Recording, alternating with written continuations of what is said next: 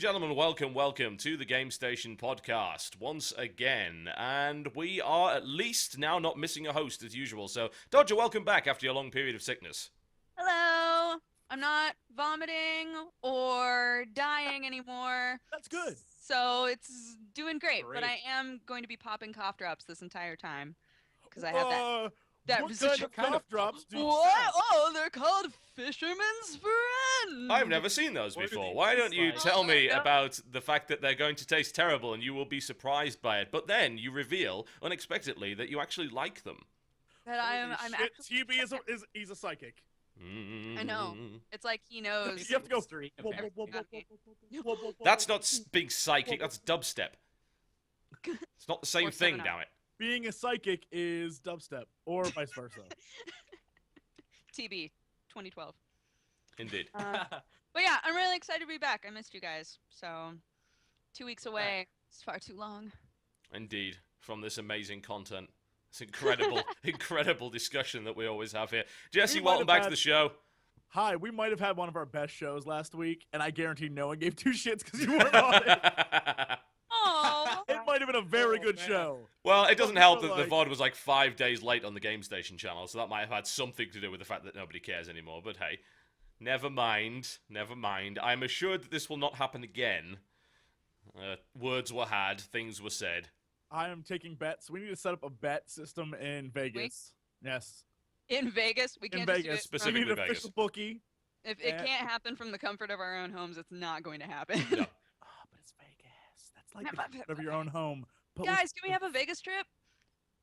When? Vegas That would be awesome, trip. dude. We can do You that. guys are closer than I am. I'm across the other side of that bloody country. It'll take me a while to get there, but I'd totally be up for it. And welcome our special guest, PurpleRodri, to the show. Hello, happy to be here. Thanks for having me. That We're was the most excited to have you. concise, wonderful From the East intro. Coast. Great. Good. Go East Coast. Oh, we actually have another fellow East Coaster now. That's always good. Yes, now we're 2-on-2 over here. Mm-hmm. Seems reasonable. Are you both in the same time zone? Is it? Well, it is East think we are. Coast, so Right, yes. East Turn. Coast. Oh, yes. Eastern. Well, I was just curious. I don't know where the zones change. You gotta be touching the coast. So Huh? that If you're on the East Coast, you're on. Oh, You're yes. Fine. touching the Fine, coast. guys. Jeez. Are you on the same coast? Yeah. Have you even seen the ocean? Why the hell do they let you have Fisherman's Friend? I I've feel like you're seen- breaking rules right now. The only ocean that matters, the Pacific. Oh, great. I'm now being told the PurpleRodri is very quiet. Is Skype just screwing with the levels today or something? Is that how it is? Everyone sounds really good. I think we're sounds good. fine I for hear you guys me. perfectly fine. Rodri's audio sounds great on my end. Yeah. Like, People are they want it perfect, and clearly they've never seen this podcast before because we don't do We want perfect. perfection here. If you want perfection, you don't use Skype or any kind of internet broadcasting software, because We'd you'll all be never in the get same it. studio. We would have flown Rodri out to be in the same studio with us. Yeah. one day, Dude, guys. they don't realize is we're actually sitting next to each other in one of those little separated by wall We just things. have like Yeah. different sets. Yeah, that exactly. Yes. we're Like, in. if I were to Essentially. zoom my thing out slightly, you would suddenly see the Dodger worst on the other idea side. ever. Like, what? Right. Yeah, behind that flag is a whole studio, and we're just all in it. That's why that flag's up. Yes. I like it. Makes sense.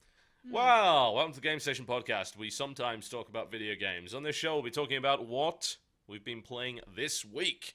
We'll also be discussing the latest news as well as release dates, looking through a few trailers, and highlighting some videos from the Game Station Network. If we have time, we'll also discuss topics that we wish to talk about, rather than the topics that you wish to talk about, and then we'll wrap up the show by shamelessly promoting our own stuff. And that will be the format, and that is what we are sticking to. That's my favorite part. It's a really good format. I like that format. It works. Wait.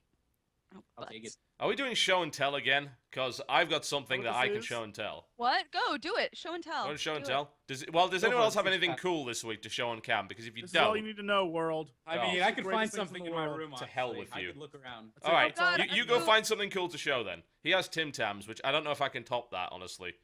You can't. They're Have you amazing. drank milk? Though I out of can the try. tin yet?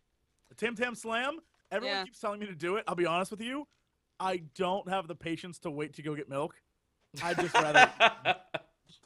What are they? I've never had those. I don't think we have them here. Nobody does. No They're one does. Australian. Australians Yep. win. They're And Australian. the guy from New Zealand sent me like 12,000 cases of them. Yep. They're What do like they taste little things of chocolate, and then it's like, oh no, that's in the inside. Chocolate and chocolate on chocolate. Well, the funny thing is that we Oh actually my have these in the gosh. UK. They're You're just gonna called have to roll me out this Chocolate They're not even that section. good. I mean, like in the UK we What have are they called in the UK? penguins. Like they're exactly the same thing. Those kind of chocolate sandwich biscuits. They're penguins. Oh, Or there is Walmart's I thought ripoff penguins called were like puffins. little- I kid you not. the little cupcake things. You know Yeah. the little cupcake things with the white swirls? I thought those were called penguins. No. I don't know. No, indeed not. Really? The- You haven't heard that before? Okay, maybe that's just me. No, the funny thing about Asda, as it's called in the UK, which is owned by Walmart, is they're very blatant about their interpretations. Very blatant. Oh, you've got those things. Those are great. I do. I got so excited. I was like, I haven't had these since the TGS Drunk Cast. We pretty much ate all of those, didn't we? Like, we took some big risks that day. We ate pretty much everything that was We sent did by so many random things. fans, and we didn't die. That's pretty impressive. I'd also like to point out that the sounds I made while eating that Tim Tam are also the sounds I plan on making next week during the podcast. Can't wait to see you, Felicia. Come on by. God damn it. I was like, what does that mean? And then I got it. And there's like, oh yes, Felicia Day is on the show next week, ladies and gentlemen, that being October 3rd. As to whether or not she ever comes back, I find it unlikely, but we'll see how Once it is turns enough. out. Once is enough. We can say we had her and we can move on. We can climb the celebrity. Wow. I want Kevin Bacon. You I are found quite out I'm forward only today, three- Jesse. I'm only 3 things away from Kevin Bacon now. My life is complete. You're doing the whole separation thing. Well, so you know that really awesome airsoft gun I showed you a couple of weeks ago?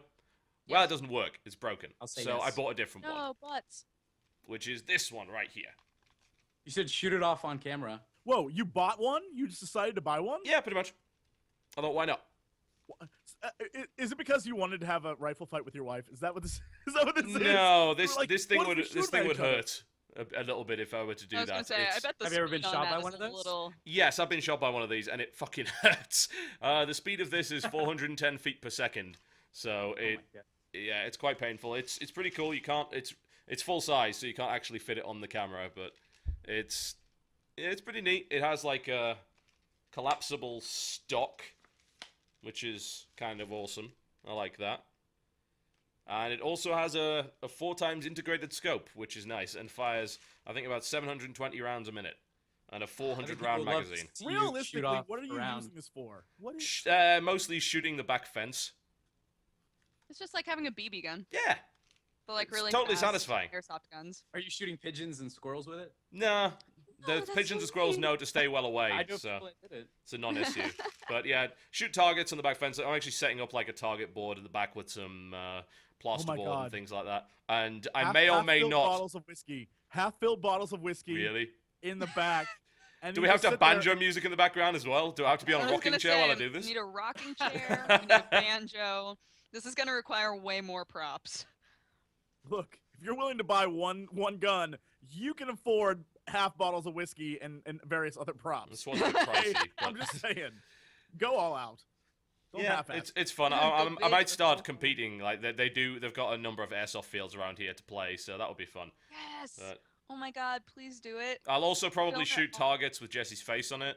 Just saying. That may also get Can I- video. can I Sounds take fun. photos? Bless you. Can I take photos of myself for those pictures? Like one will be like, Yeah. ooh, and one will be like, ooh. one Yeah, will can be we like, got some ooh. zombie targets, stuff like that. I don't think we're allowed to put tannerite in the backyard. I think the homeowners association would complain about the explosions, but yeah, we can make that work. That'd be How do pretty you cool. play competitively with the airsoft? Because I know, like, I've done the paintball It thing. very but- much relies on gentlemen's rules, unfortunately, aside from the fact that airsoft tends to hit hard enough for people to notice if you got hit. So if you're the one screaming in pain, the chances are you got hit and you're off the field. But I'm okay. I'm yeah, okay. there have been It's known fine. that there are problems with people that cheat at airsoft because you've got to call your hits basically, and it's an honor system. If you don't do that, then you're a douchebag. But the people that do that tend to be horribly punished because everyone gangs up on them and repeatedly shoots them until they're completely covered in bruises. So it seems to work.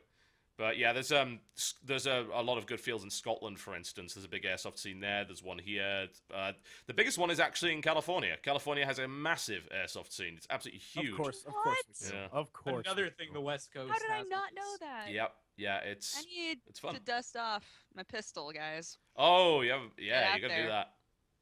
It's a bright orange pistol, though. I Yeah. cannot hide anywhere. Yeah, you don't just have the little tip on it that makes you not get shot by the cops. This the is entire entirely thing orange. is that color, though. It's like Yeah. neon. It's terrible, but I love it. Show and tell time. Show and tell. I know. I was looking. She doesn't know for where it. it is. So I'm pretty sure like 2 weeks ago we did this and she couldn't find it. So Yeah.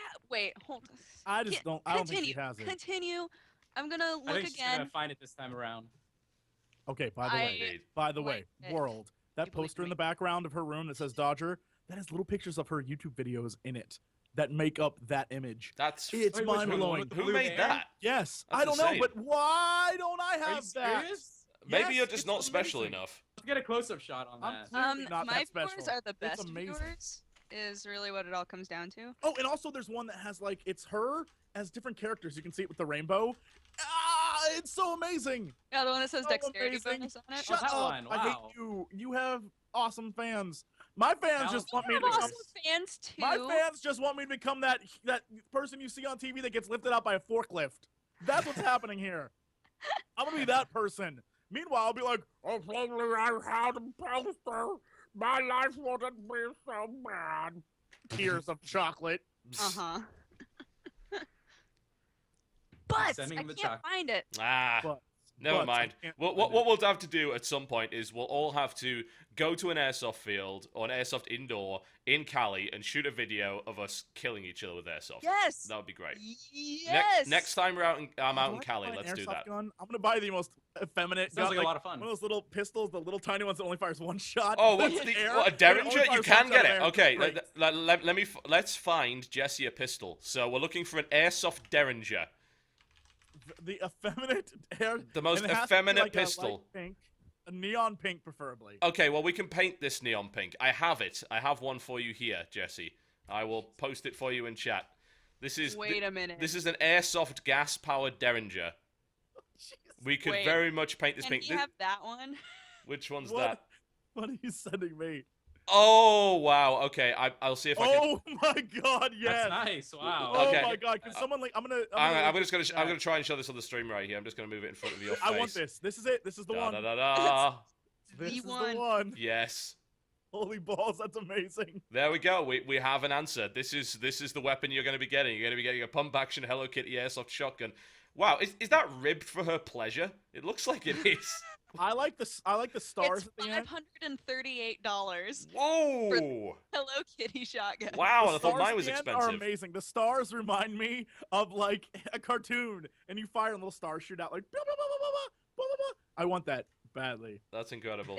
In the description, it says, "This little kitten doesn't go meow much, no matter how fabulous she looks." She does look fabulous though. That is very Perfect. true. Okay, let's get this off How the is screen. that? There we go. That's incredible. Yeah, that's from Red Wolf Airsoft. I think they're actually they're a Taiwanese company, I think. But yeah, we'll find you something suitably girly. I think. Oh we can no! pull that I off. want that shotgun. That shotgun is. You want to put down $500 for that? Then by all means, you go do that. Really. I'm hoping we can find like The knockoff version. hello Kati, Uh-huh. and it's like a different color pink, lighter pink. Indeed, They customize it for you. absolutely. Get your initials engraved. Make it look Yes. Oh pretty. my God. Bad. Yes. Mm, Incidentally, Roger, your camera has frozen. It may Yeah, it's unfreeze. frozen for me too. Yeah, but if it doesn't in the next couple of minutes, then I would suggest turning it off and on again. All right, so now we're past all of that. Let's talk about games that are found on computers. So, who wants to kick off? Has anyone played anything interesting this week? Did you guys already talk about Borderlands? No, well, no, we actually didn't because I was the only one that had bloody well played it. Oh. I don't know why, but we've played it now. Like, Yeah. Oh yeah, no, because I was waiting for the RPG makers. Europeans. yeah.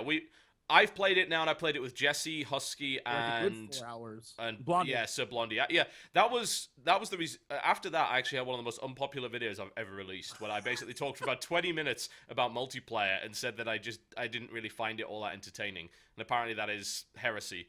But what did you reckon? You didn't like it? Oh God, I love it. You've been Really? playing single player though, like in your bed. Yeah, I only played No, single I've been player. I've been playing 2-player. Oh, okay. Because we figured because me and my graphic designer Allie, we wanted to play together, and we figured that it would be easier to consistently get 2 people together instead of 3 or 4. So we were like, all right, let's just play the game as only 2 people, and she's playing Siren and I'm playing Gunzerker, and it's been really fun. Although there's so much loot to comb through that we played for like 11 hours straight. Yeah. And only hit level 12, and we were like, Yeah.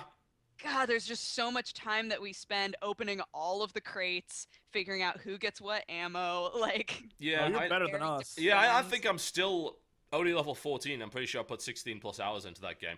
But Yeah. I think that 2 might be the magic number when it comes to that game. Because I was talking to Zook, and the missus were playing 2-player, and their opinion of it was it seemed really nicely balanced for 2 people. You go any further than that, and what happens is, this is the experience we had, you have bullet spongy enemies. Like, enemies take so many shots to kill. Oh, and God. you get so many deaths as a result of that, and it's just annoying and frustrating.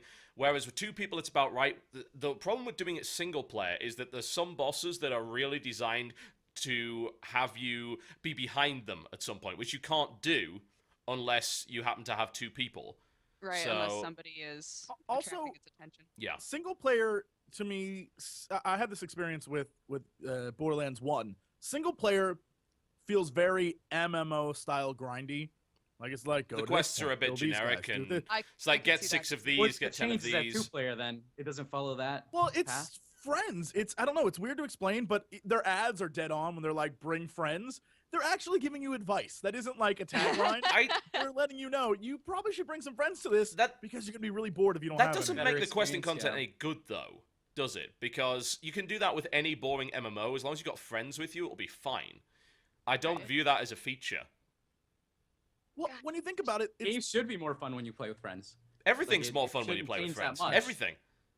That's a good point. Maybe solitaire isn't, but I'd say that most games, even single player games, having friends around you as you play and just kind of riffing on the game and having a laugh is much more fun than playing on your own. Right. So I don't necessarily agree with saying, oh, it's much better in multiplayer. And in my experience, it kind of wasn't. I had fun during the stream, but it wasn't because of the game. It was because I was shooting the shit with Jesse, Husky, and Blondie. Right. And I That- could have been doing that in another game that I actually liked. that stream's still up, by the way. It is, actually, yes, yeah. I haven't had the chance to play it. Twitch.tv/Shabuzi. Someone claims that planning on masturbating with playing it, friends is Robbie? not more fun. I would say that they probably haven't tried it and are not open-minded enough.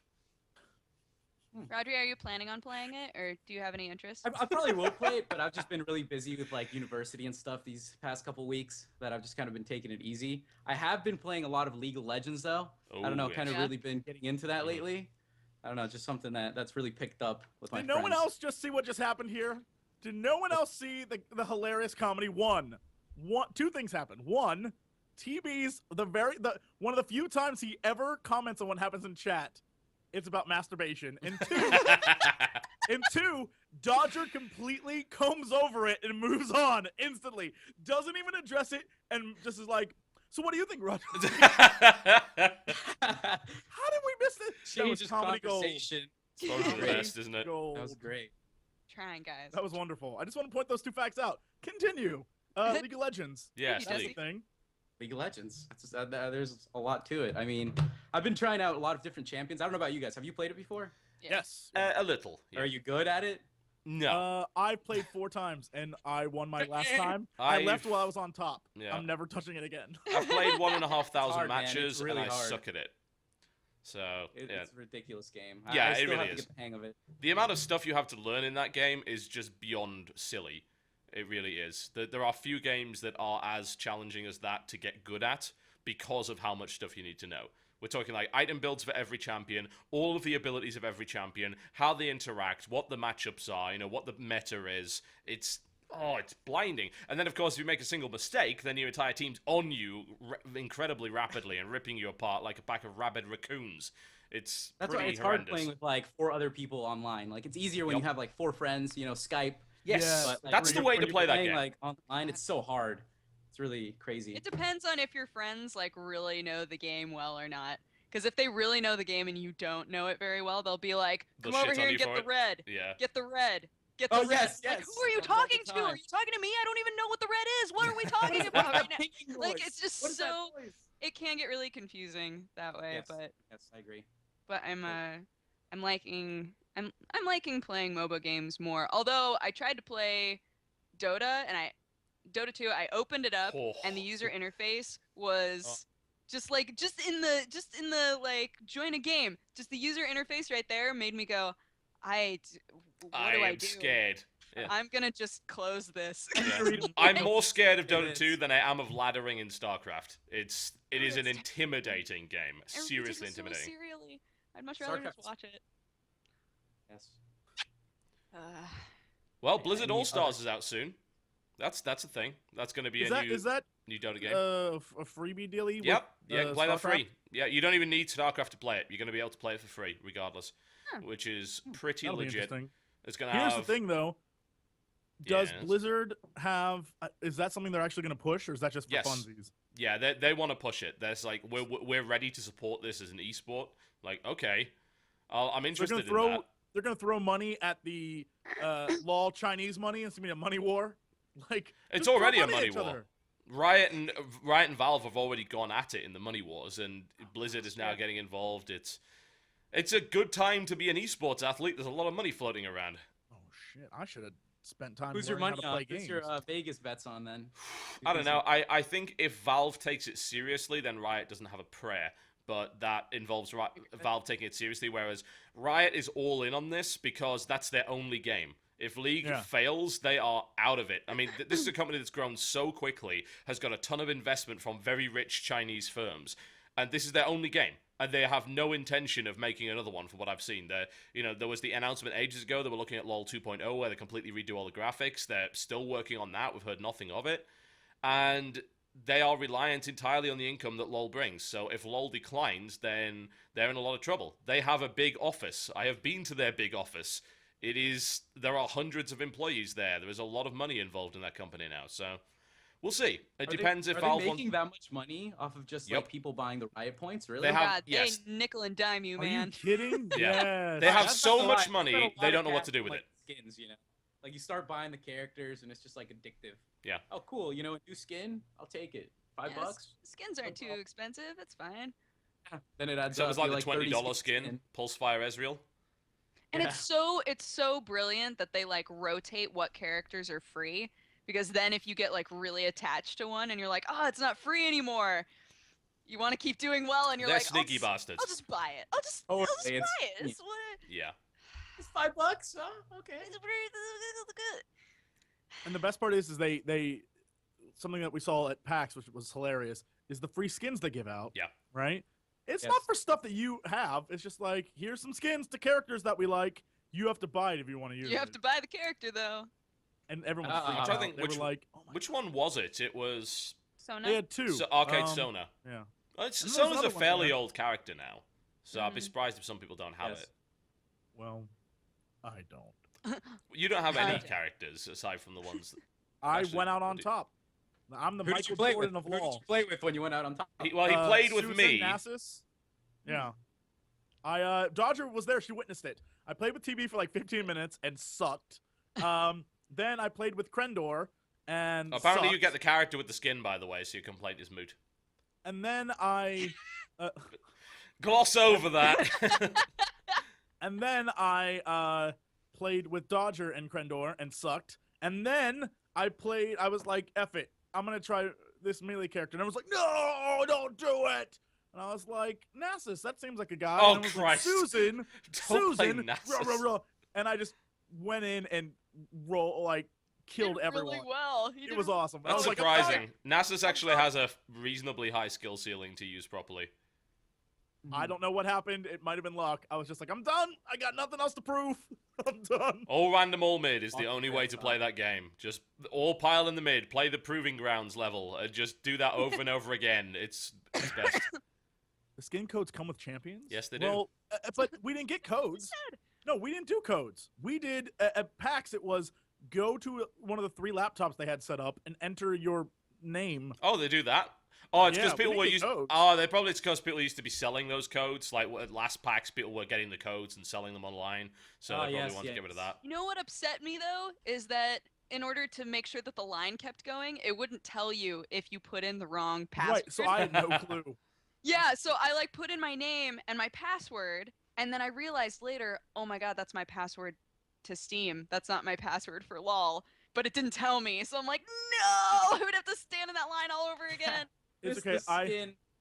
I had the exact same thing. I didn't know if I put in the right name because I have like the name of the account and the name of the actual character. I didn't know which. I was like, and so then there are people sending me text messages like, dude, put in my account name. So I might have been there for like 10 minutes, and the guy was just looking at me like, what the hell are you doing? I'm like, I'm trying to figure it out. As I'm sitting there inputting everyone's accounts. Putting like 8 different names Different in. usernames. Like, oh, I just don't know what my account is. I just forgot, man. I just forgot. yeah, you know. I just, yes. I haven't played in a couple of months actually, which is unfortunate. I got my Riot account updated, and because I got the 10,000 referrals and got all the unlocks and everything. But what they do is they just unlock everything at the time and then give you a bunch of Riot points to buy everything else. Because they're like, we don't have a switch on our account that allows everything to be unlocked at once. But when they moved my account to the US, they deleted my EU one and updated it. So now I've got all the stuff I didn't have before, with like the stuff that was available at events that I couldn't buy. So that's pretty cool. But unfortunately, they've also got rid of some of my really cool stuff. Because they've phased those skins out. The Black Alistair skin, which was a beta skin, I think. Can't use it anymore. Very sad. Ouch. Sucks. Very sad. But hey, it happens. Never mind. I barely play that game anymore anyway. The League games drag on for so long that I can't be bothered. It's just... They're so long. They're like 45 minutes. I've had like a 2-on-2 hour, 20-minute match. You know? Yeah. God, it's like, horrible. Okay, morning. Yeah, it's really, really horrible. I'm hungry and I want to watch Hoarders. When is this going to be over? That's the show to watch when you're hungry. Right? What? They're like hoarding like bags. It, guys. Just eat while you're watching them fill a room with crap, you know? No big deal. It sounds wonderful. I prefer Storage Wars. Thank you very much. Storage Wars. See, that's interesting. I could watch them go all day. All day. And the sad thing is that while this would be viewed as crappy reality TV by most, it's still leagues and bounds ahead of Here Comes Honey Boo Boo. No, it's not. That show's so great. That show is... Don't support that show. Are you kidding me? Are you kidding me? I feel like horrible. Only by supporting them that mother's gonna kill that family. I feel like only by keeping them on film are we keeping them safe. Oh god. If anything, we're helping the kids because the minute that camera goes off, they are screwed. The whole family is screwed. We're helping them. Oh, that show. See, chat loves Storage Wars. Come on. I'm still watching back episodes of Deadliest Warrior, which is the stupidest thing in the world. I feel it went off the rails in season 3. But it is, right? Huh? Deadliest Warrior? Which one's the one where they take like a ninja against like a samurai? That's Deadliest Warrior, it's the episode called Ninja vs. Samurai. And has that really happened? No, they never did that one. They only do matchups that would have never happened in history. So obviously Ninja v Samurai happened a lot. So it was Ninja v Spartan, actually. Oh, that sounds awesome. What? Who won? Spartan won. Really? Yeah, Spartan won. Those are the kind of shows where if you hear the results, it doesn't mean anything until you figure out like why they Where said the that. rationale it's is, like weird technicalities. Well, Even though the ninja could appear from behind and stab the Spartan, his massive muscle would have protected him from the width of the blade, so he would have turned around and instantly impaled the ninja. I mean, they do the reenactment, and it's complete bullshit. It's obviously all contrived to show every single thing, not to mention that the best part of the show is where they're testing all the weapons and completely smashing the shit out of stuff with them. That's wonderful. There was a pretty dodgy episode actually, which was Taliban versus IRA, and I was like, this is got a bit far, right? I'm gonna say IRA. IRA won it, yeah. IRA did win. Why'd they win? They won because the Taliban was stupid and went inside a bus that was rigged with explosives, and they blew the Taliban up. There was only say something. one Irishman left at the end of it. I think on the internet I just said, "Go IRA." Well, that's the end of the Game TGS Session podcast. It's never coming back now.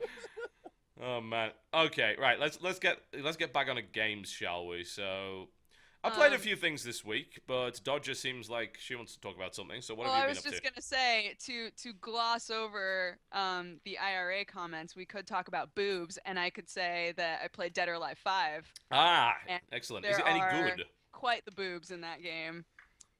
Go on. Yep. Thanks for listening. Keep going. I really love it, by the way. I think that the fighting everybody still has the same fight techniques, except some of them have some new stances, and they have a couple of new characters that are totally ridiculous, but it's really fluid the way that all of the other Dead or Alive games are, and of course the different areas that you're in explode, like all of them explode, and that's awesome. Yeah, I'm a big fan of that. I like the ability, even in Dead or Alive 2, you're able to knock them down to different stages of the level and things like that. I love that. Love that stuff in fighting games, but it's hilarious because their boobs, when I was first going to be playing this game, my friend Jared, who had already played it, was like, just so you know, the boobs look like they're made of water. And I was That's like, standard Dead or Alive. What does that mean? Well, because like in other games, like, you know, they just like bounce and wiggle uncontrollably, right? Okay, yeah.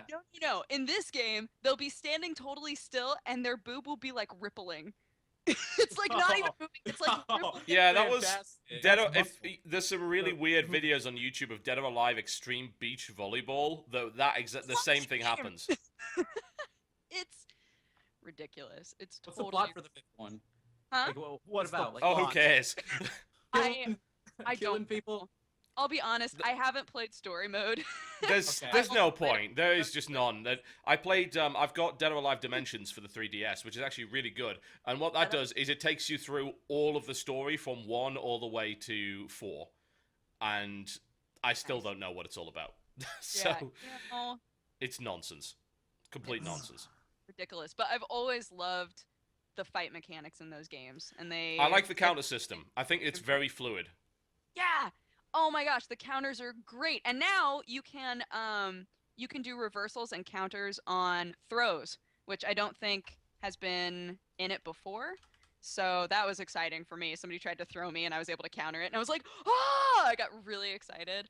I'm trying to think if there's anything else about that game, really. I haven't tried playing it with a fight stick. I don't know if that translates very well. I only played it with a 360 controller. I don't think that's the kind of game playing with a fight stick works in, because I'm fight pretty sure stick that's is the kind of game where playing with your fight stick works. I hate you so much. Oh yes, that was so good. Well TGS done. Podcast. Oh wait, hold on. There we go. Yeah, Oh, now I There don't we think go. it's really designed that way. That game is best played at least casually with an analog pad, because it's like 8-way movement you've got to concern yourself with, which is not ideal for a fight stick. So Yeah. But I love it, so if any of you I'll can pick it have up. It's a good fighting game. Always good. do it. It's great. So I've been playing a game called Chivalry Medieval Warfare. What is that? It's a first-person slasher, by which you get medieval weapons and you kill the shit out of the other guys. It's based on a mod called Half-Life 2 Age of Chivalry. And they got together and they made a full game called Chivalry Medieval Warfare, which is coming out in a couple of weeks.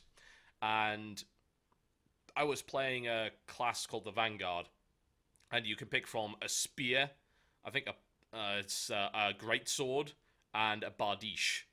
Bardiche is a long-ass poleaxe. This thing's got a lot of reach, but it's also got a tip on the end, so it's a spear as well. And you can do some damage in that game. It's all in first person. Swinging's quite slow. There's quite a cool combat system. You've got 3 basic moves. You've got a kind of horizontal slash. You've got a overhead, and you've got a stab. And you do that by either clicking or rolling your mouse button up and down, and you can combo the moves together. And people come apart in that game. You can slice arms off, heads. There's a pretty cool parry system. It's pretty awesome, and there's some really nice game modes as well. The game modes are kind of based on enemy. You remember Wolfenstein Enemy Territory from a while ago? Anyone? Yeah. Oh yes. Where like there was multiple objectives like escort the tank to the bank, blow up the vault doors, get the gold out.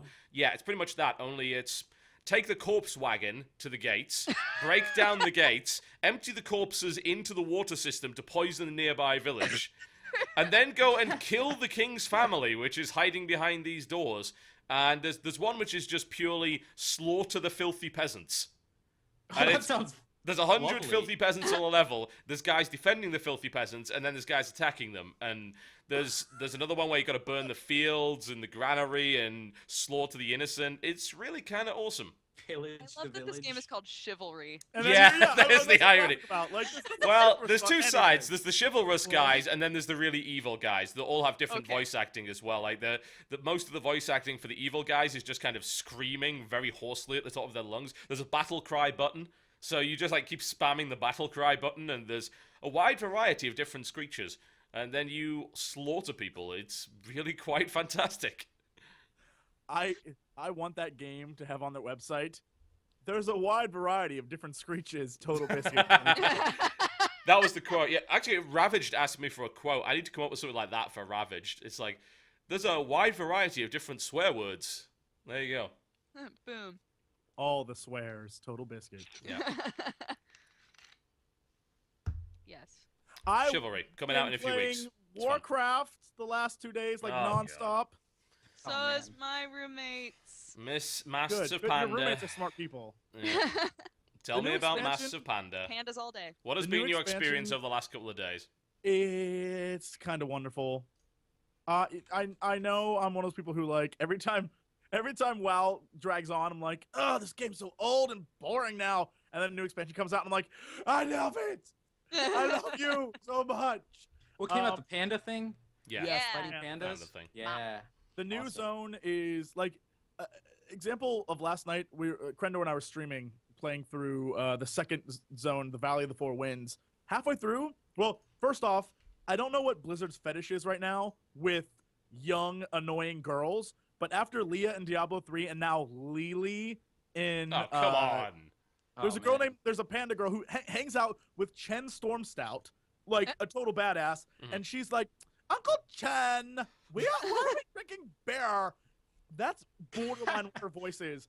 And so if you go on quests with her, like halfway through it, you have to go on quests with her and do stuff with her, and she says stuff like there's nothing endearing about this character. You'll be like in this one quest doing like collecting muddy water, and she'll be like, let's do that again. I love getting muddy water in my eyes. I was being sarcastic, by the way. It's like, who designed you as a character? You are Slap her. entirely unlikable.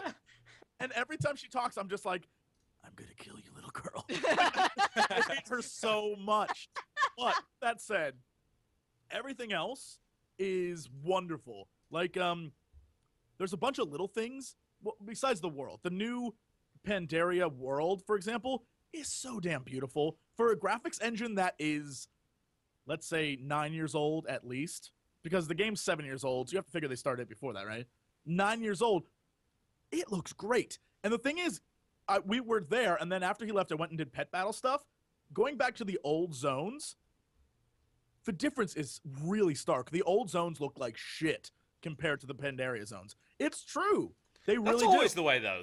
That's been the way since the first expansion. I mean, you had the Burning Crusade stuff just completely flattened all of the other stuff. Like It looked Nagrand so much better. blew minds at the time, yeah. Like Nagrand's still one of the most beautiful things they've done, but this new stuff is pretty great. And so one of the little things that I actually really liked that I thought was kind of unique, and I don't know if a lot of MMOs do this, but I think this is new to Blizz. The storylines, the different storylines. First off, the new starting zone, they've added a ton of cinematics. If you remember Wrath of the Lich King, how it had cinematic, like not cinematics, but like the in-game ones. Cataclysm had a lot of those. Did it? Mhm. Yeah, I guess you're right. But like the first zone has a ton, and they get really good as you go through, and it's really fun. But one of the things they actually do now is storyline stuff. They send you to where a dungeon is, and then for story reasons and a quest reason, you go through the dungeon before there's even bosses in it. So it's instanced. So that they're doing a lot of this, more of the stuff instanced. There's a Or lot can of you just things- walk into it? Is it a portal? Well, I mean, when you first get there, it's phased, so it's a normal place. You can walk in, you can talk to people, everything's fine. Mhm. Like the temple, the Jade Serpent, or whatever that one's called, the Jade Temple. You go through it and you quest in there and you do stuff, and then when you leave, then it becomes a dungeon. Like it's blocked off. So there's a part where you play as Chen Stormstout and you go through the Stormstout Brewery, which is the second dungeon. So it's like it gives people experience with the location before they noob it up and go into a dungeon and have no clue what they're doing. And it also, handily enough, allows them to reuse the same scenery twice. It's true. But with that said, Blizzard is like most MMOs is pretty famous for reusing. Like there's these guys that like they're called like some like ancient spirits or something. It's basically a wraith skin with like a man face now. Yes. You know, same damn thing. No one will notice. When the dragons at the end of the last raid in Cataclysm also reskins from like 5 years ago? No, they've been progressively, like the named dragons, they've been progressively giving them special skins. But yeah, all the dragons still look pretty much the same as they did way back when. Yeah. But the new dragons are so beautiful. The like Chinese style dragons are just amazing. The Mogu as a race look like the like lion doggy things that you see outside of like ancient Chinese temples. It's amazing. Oh, I know what you're talking about. Everything about this game is very sort of, you know, they bump for as silly as a concept it is, it's really fun. And I can see how a lot of people would come back to it. However, with that said, it's still WoW. There's no difference. What I've been wondering though is how is it playing with the panda thing? Like what's it like compared to the other? Well, I mean, there's no difference really. I mean, it's funny. There are already level 85 panda people. Christ. Wow. Easy. What? The people class changed. Yeah. Oh, yeah, because you can pay for that. Race change, yeah. I think people could do that right away, but apparently there's 80. I saw an 86 panda yesterday, and I was like, why did you do this? And he's like, I class changed. I was like, oh, good. I thought you were a crazy person.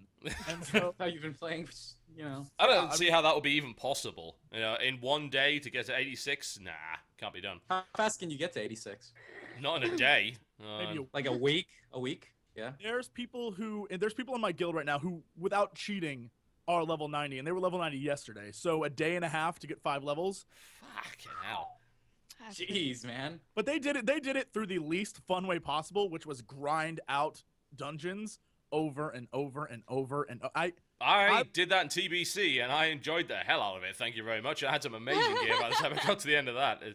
I guess I'm like I guess I'm too much of a lore nerd. I I want to hear your story. And of course, this game now caters to me because now there's secret scrolls to be found in every single zone that tell you the history of this wonderful land. So I'm literally looking around for them. And last night on the stream, I'm running around and I was like, I have part 1 and part 3 of this scroll, but I don't have part 2. And I went online to look for it. And I'm like, it's like 4 zones in. Why would they do that to me? Is it something awesome? And I'm really excited. And everyone was like, no, dude, it's in the house behind you. Insert 15 minutes of trolling now where I'm looking for stuff that doesn't exist. And they're like, it's in the house with the blue roof. And then I look up and all the houses have blue roofs. So I was like, Oh, I love exploiting lore nerds. It's the best. It really is. It's I also wonderful. tried to go for server first Skinner. I got it last expansion. And I was like, the strategy's easy. I'll just do it this time. So I went online and just like the very first day, I'm just sitting there skinning corpses. Like, I'm gonna get this shit. Find out some dude had it like before I even started. Oh. How long did it take you to find out? Someone told me finally. I was halfway there. I think they So were just hours then. Yeah, I think they were just like, dude, just go quest. Just stop this. Stop this insanity. So, Oh my. it's I like it. I think it's fun. But if you don't like WoW, you're not gonna like it. And if you're tired of MMOs, you're not gonna like it. I am so And tired of MMOs right now. It's the exact same thing. Even though they changed skills and stuff, it's the exact same thing. So to try and sell it on someone is like, it's totally new. If you ever hear anyone tell you that, they're lying or they work for Blizzard. Yeah. It's the exact same thing. It just looks beautiful and there's a different story. So if you're into the story of WoW, because I'm a big old nerd, then yeah, that's fun. But other than that, Yeah, I think I might actually be done with MMORPGs entirely. I can't even summon the enthusiasm to play Guild Wars at this point. That's what I was about to say.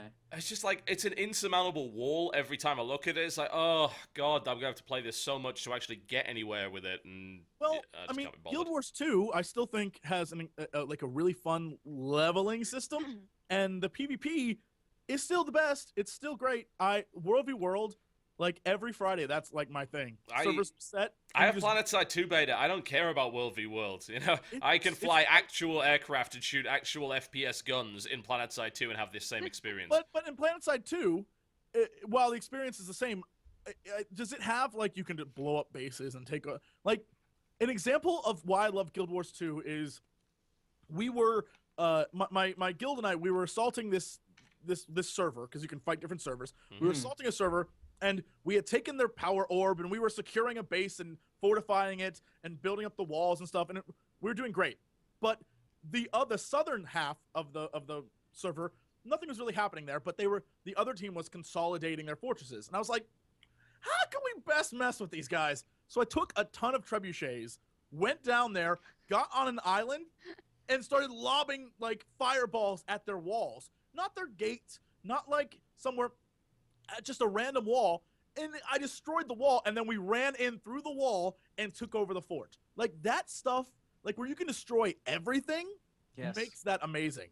There is nothing sacred. There's some really shisty stuff going on in that game. There's people who are like, will infiltrate your guild. There's people, I mean, it's crazy pants. I honestly have not ever had PvP that serious, and for those who watch any streams I do who are in my guild / group, I might take things a little serious. I'm like, this is serious business. Try hard. I give them speeches, and then it always ends with like, you have to carry the team on your back. If you've never seen that YouTube video, look it up. Gotta carry the team on your back. It's great. I love World v World. But other than that, no, I agree. I don't see the point of leveling in that. WoW, or not leveling, but questing. WoW, questing's still the same. I can see I'll be grindy. Krendor and I are just dicking around having fun. So that, again, better with friends.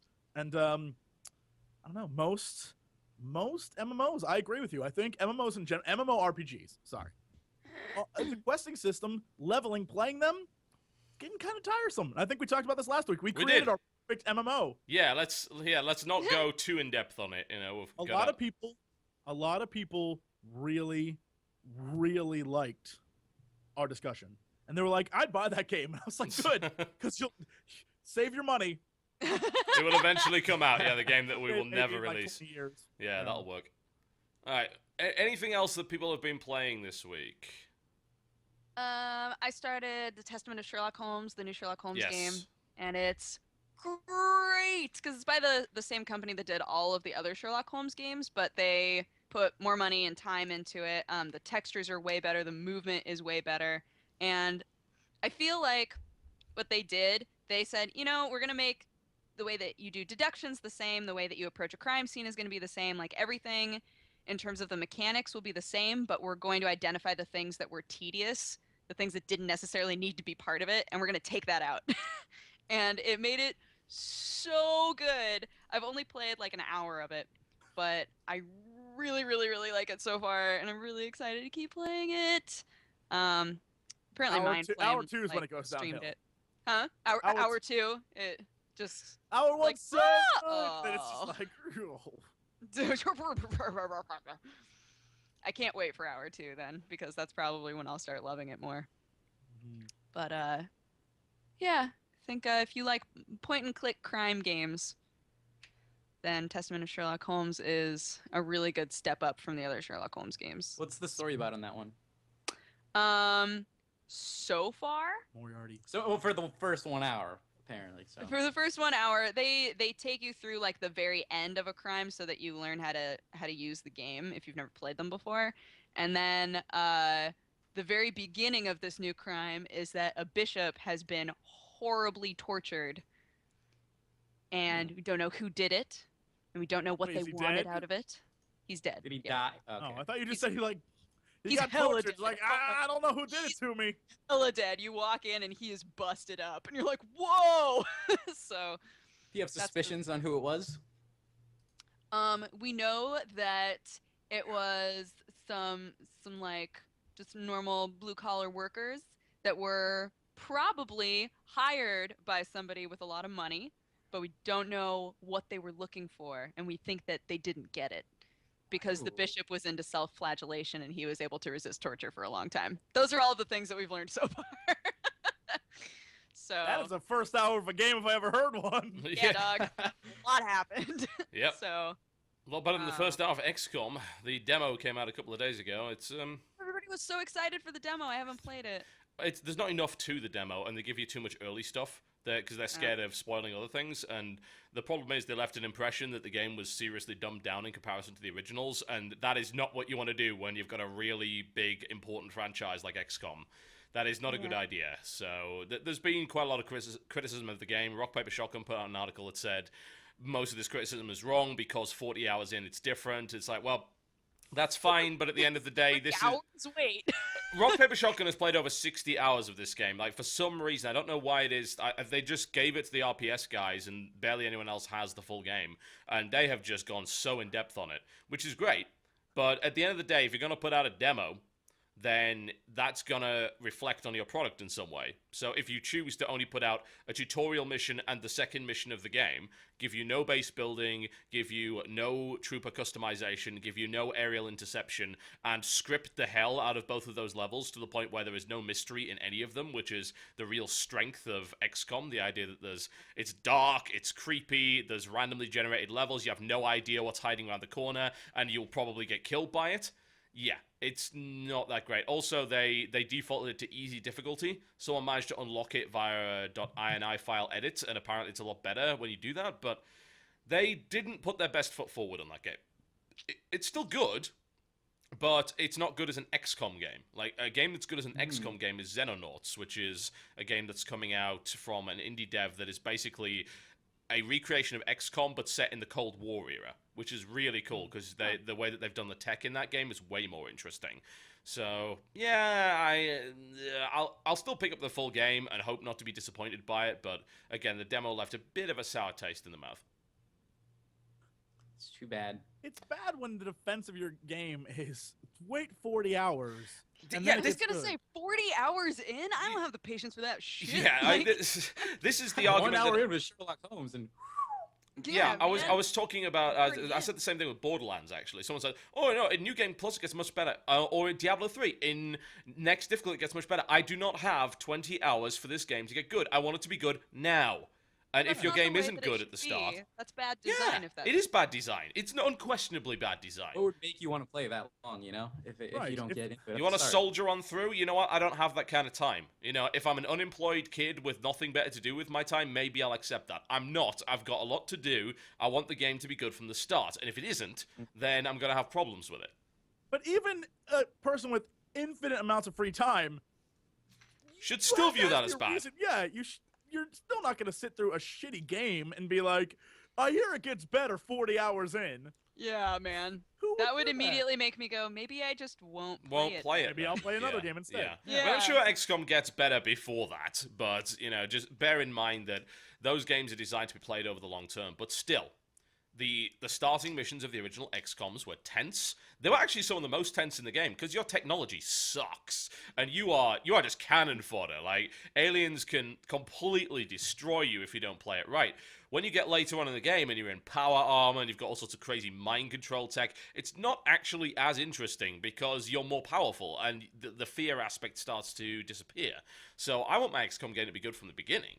And I don't know, I imagine that it is probably better than the demo is letting on. But again, if your demo is giving that impression, then you've made a bad demo. Simple as that. Yeah. But we shall see. It's out in a few weeks, and hopefully it will not suck. And Fingers I crossed. played a bit more War of the Roses, actually. I keep playing that game. I keep coming back to it. It's now on pre-release, so anyone I think that pre-ordered it has access to it now. And the amount of polish they've put into that is just sickeningly good.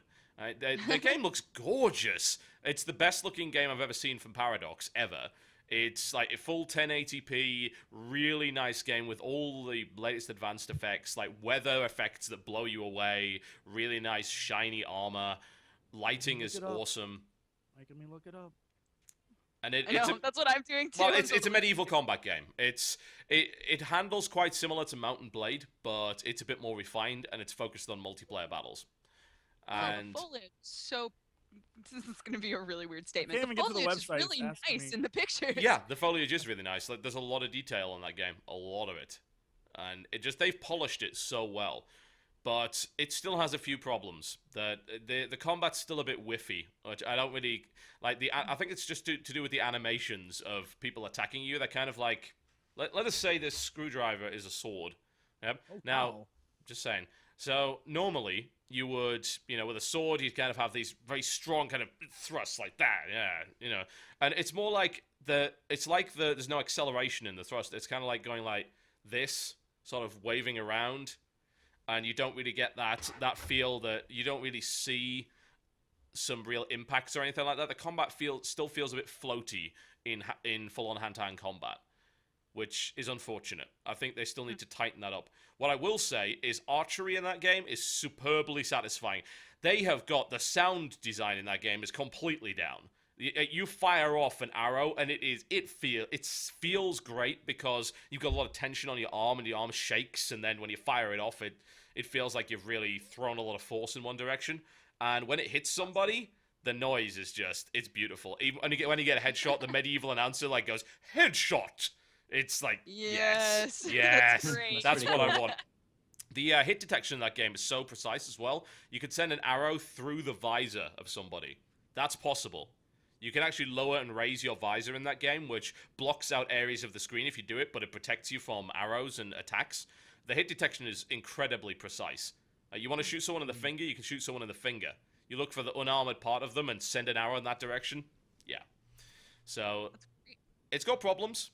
The multiplayer is limited to just deathmatch and conquest, which compared to Chivalry, for instance, that's nowhere near as interesting as Slaughter the Dirty Peasants, but it's still good. It's still a good game.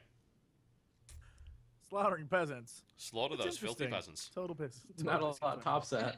Mm-hmm. Anyone else played anything else before we go to a break? And when we come back, we'll do news. I mean, I guess there's been a recent new release since we've been talking about a lot of like mature games.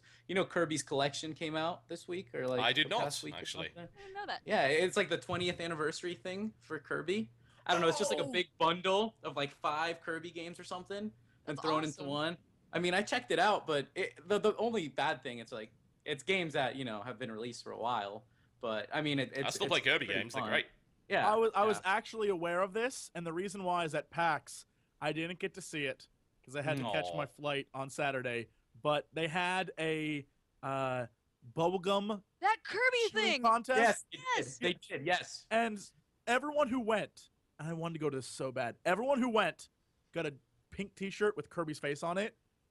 And I was like, I want a bright pink t-shirt so badly with Kirby's face on it. And World record 2 or something. no 'Cause I such heard luck. Yeah, it was a world record. They were a trying to world get as many people in the area to chew bubblegum and blow bubbles at the same time Yeah. for a world record. And at the end, you got a free t-shirt. And I was so mad. I was so furious. There are people out there with an awesome Kirby t-shirt. And I'm not one of them. That is Missed true. out. Limited edition. Oh, dear. Oh, you remember that game we were talking about, Minion Master, that we all played? Yes, yeah. Did you yeah. get cards from them? Yeah. These I did get a card, yeah. No, Yeah, yeah. these things. The deck of cards that they've done. No, we I got didn't get a deck. got but one we each card. got Oh. one card. Okay, You yeah, I don't call the risk decks of these your- things. Like, you your can't play cameras. them at all. They're just designed for PR, but there's some seriously nice card art on some of these. They're really quite good. As you can see. that's what I Wow. used to destroy Dodger. Wow. Magnetic We Draw. played. I used my shaman powers to summon undeads and destroy her. They're pretty cool. I like this. This is probably my favorite, actually. That's Card art. What is that? Little your camera's Little- Little little fire crackers. Okay, now I see it. There we Yeah. go. There it is. play 6. play yeah, on so- ally kobolds. For those wondering, you don't really do anything with these actual cards they gave you. No. There's no way in a million years you can play anything with them. Yeah, they're They're just for PR. They're fun little yeah, things. Exactly. I need to put out my video on that game, and I do have a bunch of beta codes actually. So if we want to play, we can play. Yeah, awesome. Sweet. Let's do it. It'll be fun. You can do multiple people, right? So the 3 of us could play. The 4, hell. I say we invite Rodri so I can actually win. I don't know. I catch on pretty quick. All right. Okay. I will go through. I'll go through my suitcase and find all the beta code cards that they gave me, and then we can get on Minion Master. That'll be fun. All right. Well, I think that probably wraps up what we've been playing this week. I don't think there's. Oh, there's one more thing I want to talk about. One more. It's the weekly iOS toilet gaming session. Let's talk about Rayman. Rayman on iOS. Oh no! Why port that? Please. It's not terrible. What? It's Rayman Jungle Run. It's the way that they've done it, rather than having controls, is they did it kind of like Tiny Wings, where it's just a one-button game. So Rayman runs and then jumps when you press the thing, but you still got to be very precise, and the aim is to get all of the little, whatever the balls, those yellow things that sing and play saxophone are. Little fairy things? Yeah, those things. So you go, like, the graphics are as good as Rayman Origins. They look gorgeous, but you're just going through the levels and jumping and swinging on stuff and making sure you collect everything in the level. It's not bad. Like for about $2. I prefer to control my Rayman. I don't know. Thank you. Well, but you don't. If you want to do that, you play it on a handheld. You don't play it on an iOS device. It doesn't have any controls. It sounds like Temple Trek. You know that one game? Which one? Like Temple Run? Yeah. Well, the Infinite Runner thing is a whole thing now. That's an entire genre on iOS for whatever reason. I don't know. I cannot explain the popularity of Temple Run. I cannot. I hate that game. Me neither. I can't stand that game. It's horrible. I mean, not a lot to it. It's just like works. Temple Run's basically like doing those little things that you see at carnivals where you've got to move the ring around the wire and don't touch the wire, only forever. And you know what? I'm not really interested in that concept. That's weird. I thought you were going to say it's like the carnival game where you shoot the water into the hole and the guy climbs the mountain and goes, and he climbs the mountain. No. And you race with other people. Only forever. I like my yodeling. Also, I don't know what this is. I've acquired this, and I'm not sure what it is. So, this was in my suitcase from PAX. I gave it to you. Did you? It's got the QR code on it. Like, what is that? It's a first off, it's a flask. I have one too. Someone scan this code. The guys from Outbreak. Was that what it was? Zombie. It's like Containment, the zombie puzzler. Yeah, the zombie puzzler. Scan it. My arm is hurting. That's their company logo. Try the other arm. And so that's their thing. And they gave me free codes for that game and a bunch of stuff. So they gave you a flask for free? Yeah, I did an interview with those guys. Oh, come on, come into focus. And at the end, they were like, "Here, have a flask." And I was like, "Well, that's awesome." Like, you know what? Have a second one. Apparently, I look like a bit of a lush, so they gave me 2 flasks. And I went to lunch with TB and gave him. Nah, it refuses to focus. A flask. It doesn't help that I can't keep it straight there, but oh well, never mind. It never went into focus. I'm so sad. Oh well, never mind. It probably just says Containment, the zombie puzzler. That would make sense. So let's not waste any more time on it. Like, look at our website. I think I actually. We talked about this after PAX. Like, I really liked that game. I thought that was I think it was at the time it was $3 on Steam too. So we were like, go buy it. So if anyone watching right now bought it and you want to let us know how it is, I love it. I think it's a great game. It's simple. It's like Bejeweled, but you're killing zombies. Yeah. That sounds fun. It is addictive. I think that's the thing. Yeah. All right. Is actively looking online. Like, I'm just reading to Twitter and also trying to find out what this QR code is. But all right, I'm gonna go to a quick break, I think, and you guys can come with me if you like. When we come back, we will do some news. And maybe some releases. That sounds good. You are watching the Game Station Podcast, ladies and gentlemen. We'll be back soon. Don't go anywhere. Ladies and gentlemen, welcome back to the Game Station Podcast. Okay, let's do some news, shall we? No. Yes, let's do it. Not a huge amount, really, on the scene right now, although there is one that's been ruffling a few feathers as of late. An article over on beefjack.com as regards to... Beefjack. Beef... Yeah. They sound delicious. I occasionally go to that site. It's pretty good. And this is on the subject of Terraria. Yeah, so... Yay! Well, not so much yay, unfortunately. So, what's been going on? No. What has been going on is that, Terraria hasn't had a lot of news for a long time because they officially closed up shop on doing anything with the game many months ago. And they said, well, we're done with it. And there was a hype up kind of post on their Facebook for about 24 hours showing this little ASCII logo of Terraria saying, ooh, what could be coming? And everyone goes, ooh, Terraria, new Terraria content. And what happens, they announce the console port. And then they announced the console port will be getting exclusive content, and now they've confirmed that will not be coming to PC in any form. Nope. Wah, wah, wah. So it's like the reverse Minecraft thing right there for you. Pretty much. But what happened is when asked about it, though, they said, well, basically we let some other we gave the rights to some dudes to port it to console, and they're the ones doing it. We haven't touched the game. Yeah, someone else was willing to work on it, and they were only willing to work on it for console. I don't know who you can blame there. I mean, well, the problem with this, which is something that Beefjack does not mention, which is unfortunate, is that this is not the first time that that someone has offered to kind of take it off their hands and continue development.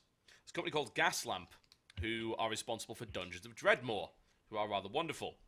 They offered, around the time of Reddit basically saying we're done with Terraria, to continue development on it and continue work on it, and Reddit said no.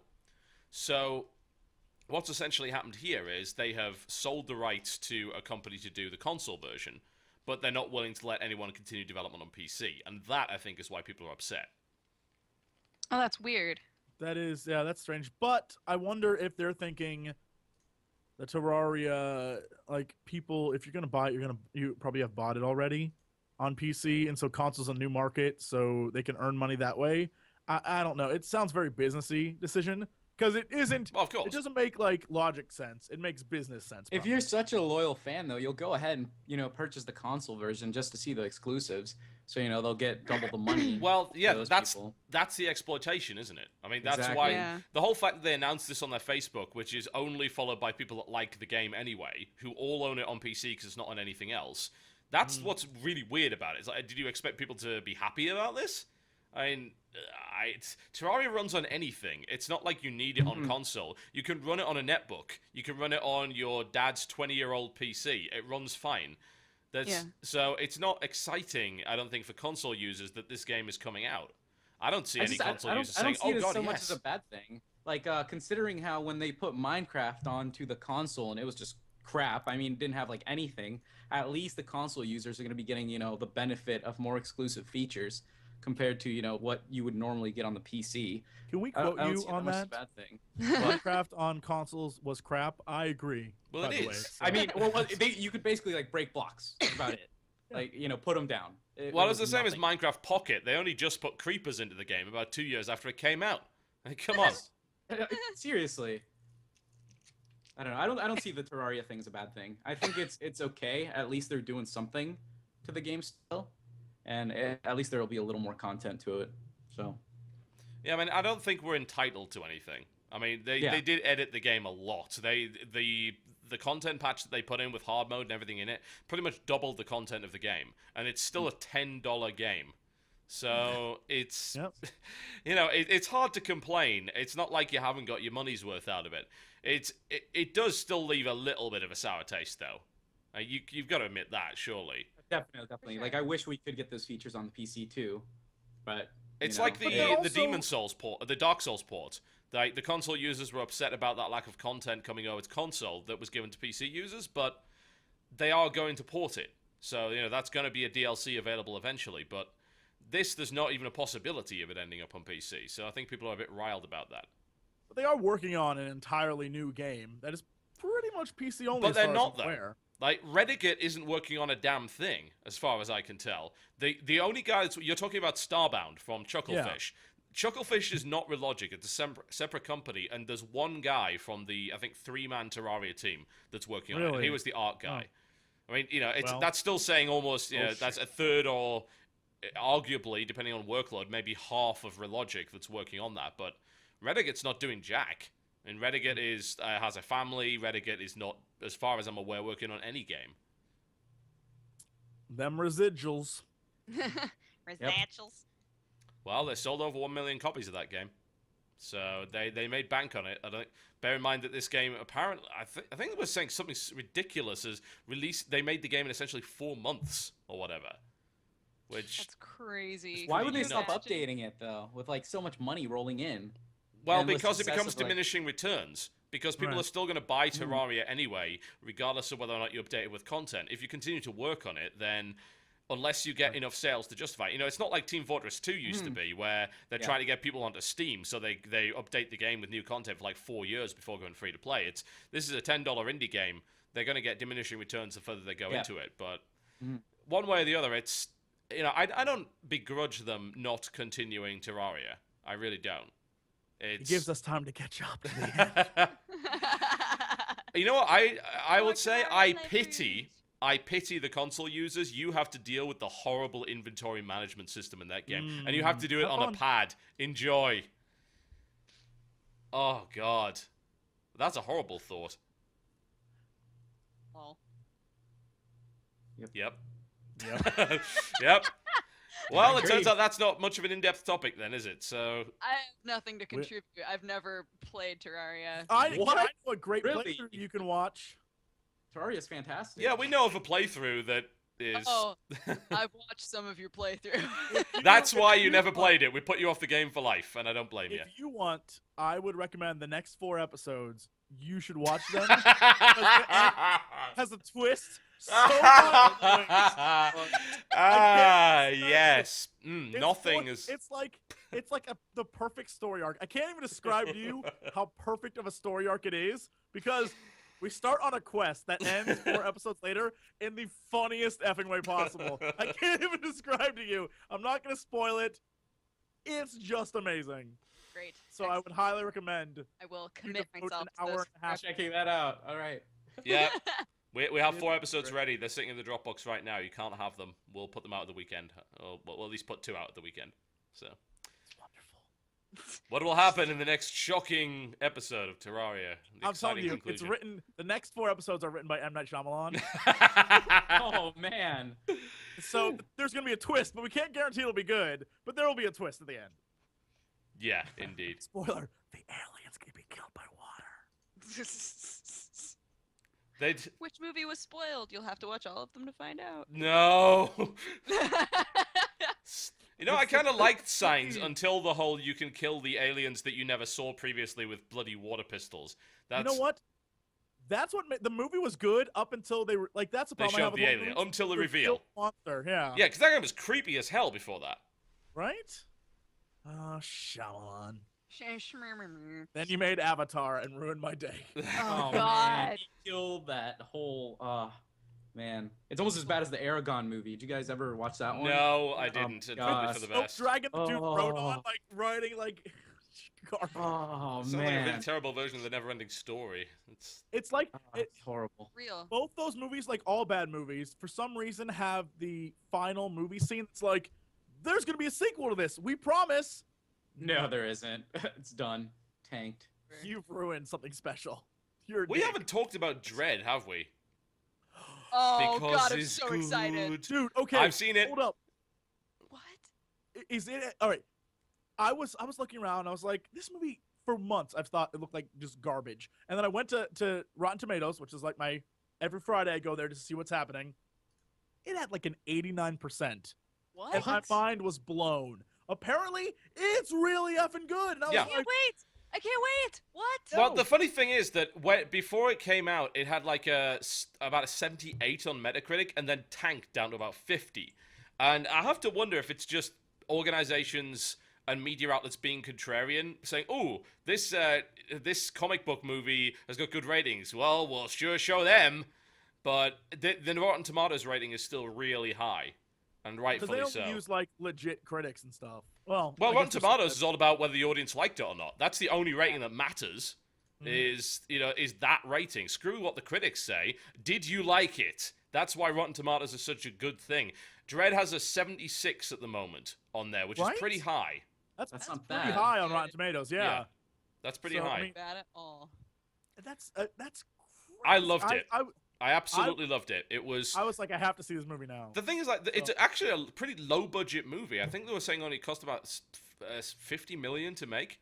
Most of it is set inside this big apartment block, basically this It looks mega like block. The Raid. If you ever seen the movie Yes, The Raid, it is looks like The Raid. Yeah, and it focuses very much on 3 characters. It focuses on Dread's kind of rookie apprentice who's on her assignment, on a kind of assessment thing, and the big bad, who, and those are the 3. Cersei. Who? the Queen from She's got. Cersei? They just call, yes. She's. Game of Thrones. Yes, she is actually the guy from. I actually didn't make that connection, and now I have. It's because they made There's a. also Sarah Connor from the short-lived Terminator series. Indeed. Oh, Yeah. whatever happened to Yeah. that? Rightfully cancelled. Yeah, sort Yeah. of figured. It wasn't that great anyway. Never watched it. It's not great, but it is good. I liked it a lot. I liked the fact that it was a very simple concept, but they stayed very true to the comic. And I like the fact that Carl Urban never takes his helmet off the entire time. Like, Carl Urban isn't in that movie. It's Carl Urban's chin and being Judge Dredd. That's what it is. And it's great. I mean, that's the Love it. one thing that was ridiculous about the Stallone version is Dredd in the comics never removes his helmet for No, anything. why would he? Never. There's no reason. And in this one, at least the outfits and stuff, everything looks like it would be in the It's Judge Dredd grimy. movie. It's like dirty. bodysuit with like Yeah. giant shoulder pads for no reason. Yep. It's like the original one, not that great. Yeah, it looked too clean. Like the everything that Stallone wore, like, looked too clean. The whole big gold embracing the shoulder pads were huge with gold trimming everywhere. It's like here, it's very utilitarian and it's great. Apparently, it costs $45 million to make. They can make a sequel if they make $50 million in North America. So make it happen. It's actually good. Like, the 3D is understated but works really well with the slow-mo effects. Slow I heard it's motion in that supposed to be, film is brilliant. I heard it's supposed to be like some of the best 3D in a movie in a long time. For And I all was of all of the slow-mo scenes Since in 3D Avatar. are gorgeous. Yeah. They are gorgeous. Yeah, and this movie didn't cost like $300 million to make. This cost $45 million. Not a lot of money. So yeah, it has very little to do with video games, but I heartily recommend Dread. I think it's a nice, simple, well-written Dread story. That's it. There's no bells and it's whistles in at all. the nerd genre. Yes, If you're a respectable nerd, you will be there. indeed. You'll love Let's it. get a sequel, a big budget sequel. Yeah. Although I don't even know if I want a Yes. big budget sequel. I want the grimy look. I want the focused plot, and that's what they gave you. Throw more money at actors. Give us some A-listers in there. How is And Carl it'll- Urban not an A-lister? Screw Well, you. Come on. Hold up. Let's be honest. Come let's be on. honest. Carl Urban is like, he's new McCoy, and he was the sort of kind of bad guy in Red, and he's done a few other roles, but he's B-list. He's not like an A-list celebrity. Yeah, but he's great in everything he does. I'm not saying he's not. I'm saying he's terrific.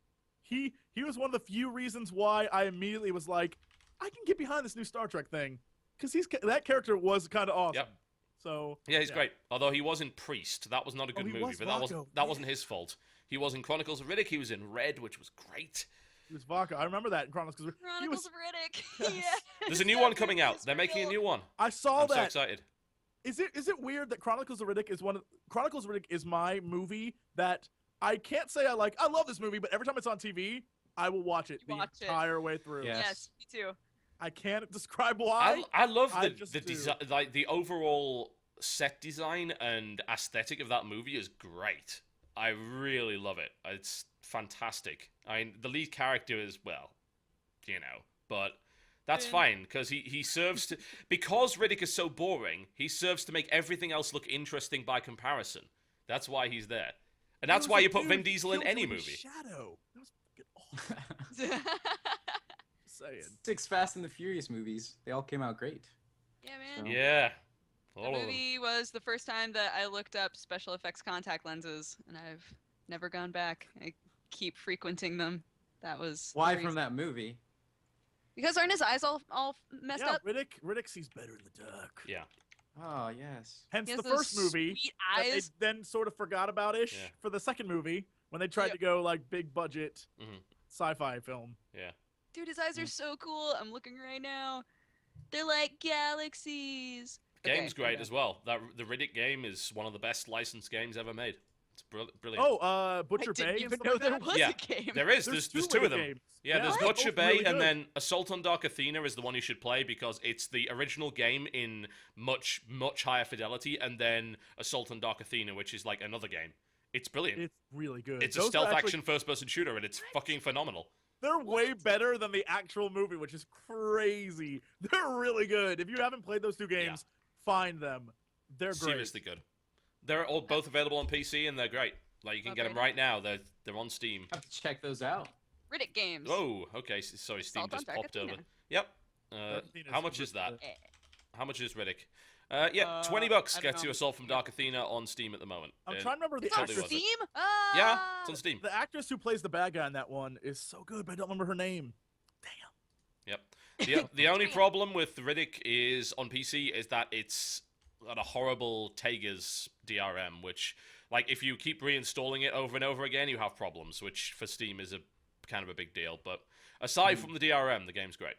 What's so good about Dark Athena and all those games is it's not like a bad game port where they hire voice actors that sound similar to the character. Like Well, they just every got Vin character Diesel. in the Vin Diesel movies- voice acts in that game, doesn't Vin he? Diesel is like straight up going Really? hard. Yeah. Like, he loves doesn't games. Just, like half-ass it. He goes hardcore. It's like I'm bringing this character. It's Vin really goes good. hard. He's like, I stalked him at night. It's like, yeah, awesome. It's good. So Yeah, apparently those games were on sale last week, so somebody missed out. But Ah. they'll go on sale again. They're Yeep, good. yeep. They're good. All right, let's continue, shall we, with some news, if I can possibly find any. So there hasn't been a lot of news this week. There is an interesting, I would say interesting. This is the kind of article that you would present to a board meeting.